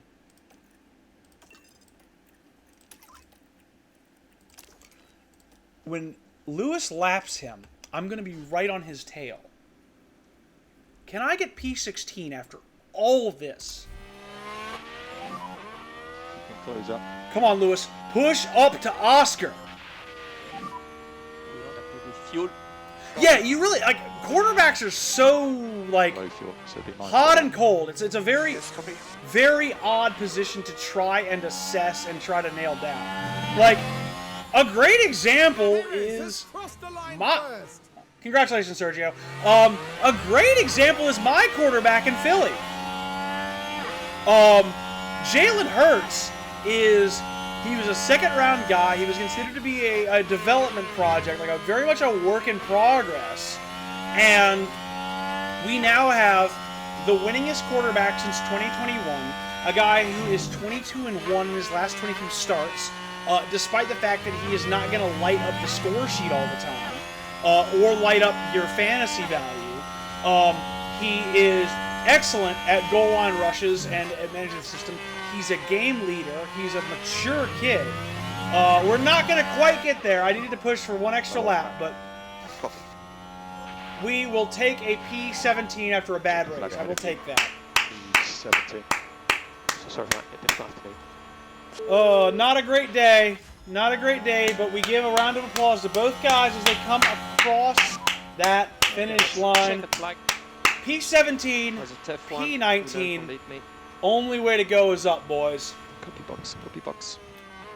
And K-Mag is the only one still in the lead lap. But yeah, no. Jalen's a great quarterback. Like, Jalen Hurts is a great quarterback. And you can tell because people try to chip away at his greatness with, like, very tiny critiques. And very, you know, like, kind of like, I want to say half-assed criticisms a lot of the time. Well, I think most people expected him But to really he proves deliver himself here. time and time It's again disappointing that he is finish a outside leader the of points. men. Like, he's already, like, Jason Kelsey is the Eagles' like unquestioned leader. He's our guy. Like, and it's because Kelsey's probably the greatest center to ever play the game and will be a first ballot Hall of Famer as an offensive lineman, or if he's not, he should be. But even with who Jason Kelsey is in the Eagles organization, Jalen is already taking on leadership responsibilities. Yeah, no worries, dude. I'm actually getting pretty close to winding down. I said, I'm gonna get myself saved here and get all this done. No doubt there'll be a But yeah, lot when for the head team coaches to and teams process draft after players that like Hurts in the second round, they race. look How like do you think geniuses. the Williams Yeah, team are yeah, feeling? that's very true. Like another example that you get frequently is the Ravens getting Lamar at the end of the first round a couple years before Jalen. Is another great example. Pat Mahomes in the third round is a great example of getting Pat Mahomes was not. He was late first, not third round. Who was it? Russell Wilson was third round. Russell Wilson, third round for the Seahawks. Yeah. I think I am headed off. I was only going to do one race today, plus I have moderating responsibilities for my friend Black Crystal when she starts her stream up at 9 p.m. But thank you, Frosty, for stopping by. I really appreciated having somebody to chat with, shoot the shit a little bit while I was doing this. And again, if you're interested in seeing how we go, we're calling this series the Williams' Wild Ride, and today was indeed a wild one. And Friday, we are back with the Saudi GP. We're going to see whether or not our top speed and our high-speed cornering can maybe translate to some points. Maybe a P10, P9 in the cards when we get to Jeddah. But we will be back, and we will be continuing this career to see how well we can actually do and how high we can get. But thank you, Frosty, for chatting. Thank you to everybody who lurked. This has been a wonderful stream. So we quickly just check what these guys went through. I was more than happy to go through this stream and show off this game. I wanted to grab this for a long, long time, and I finally got to do it. The only thing left for me to do is to just poke my head around Twitch to see if there's anybody worth rating at the moment who I know. Of course, I am a baby Twitch streamer, so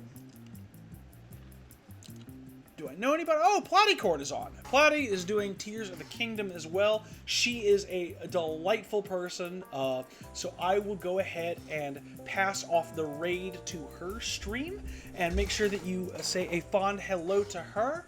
And it is a fond goodbye from me, everybody. Wherever you are, be safe, take care of yourself, and I will see you tomorrow for either some Red Dead 2 or some Hitman. Haven't decided yet, but I will be back tomorrow with some more gaming for you guys. Until then, take care.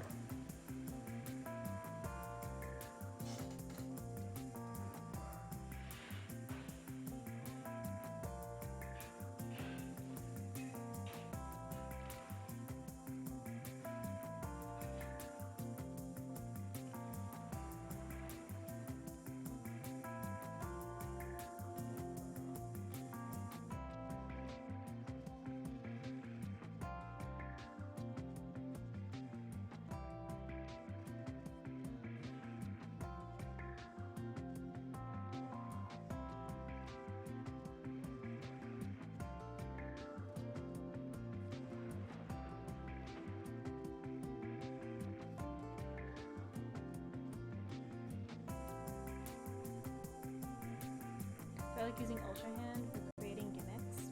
What do you mean creating gimmicks? Like contraptions?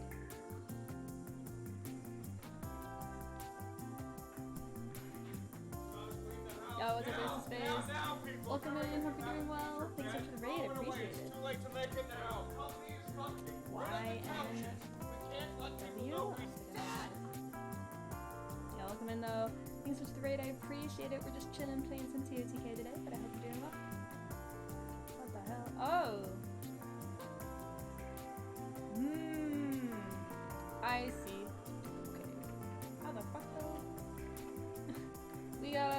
Oh wait, I understand.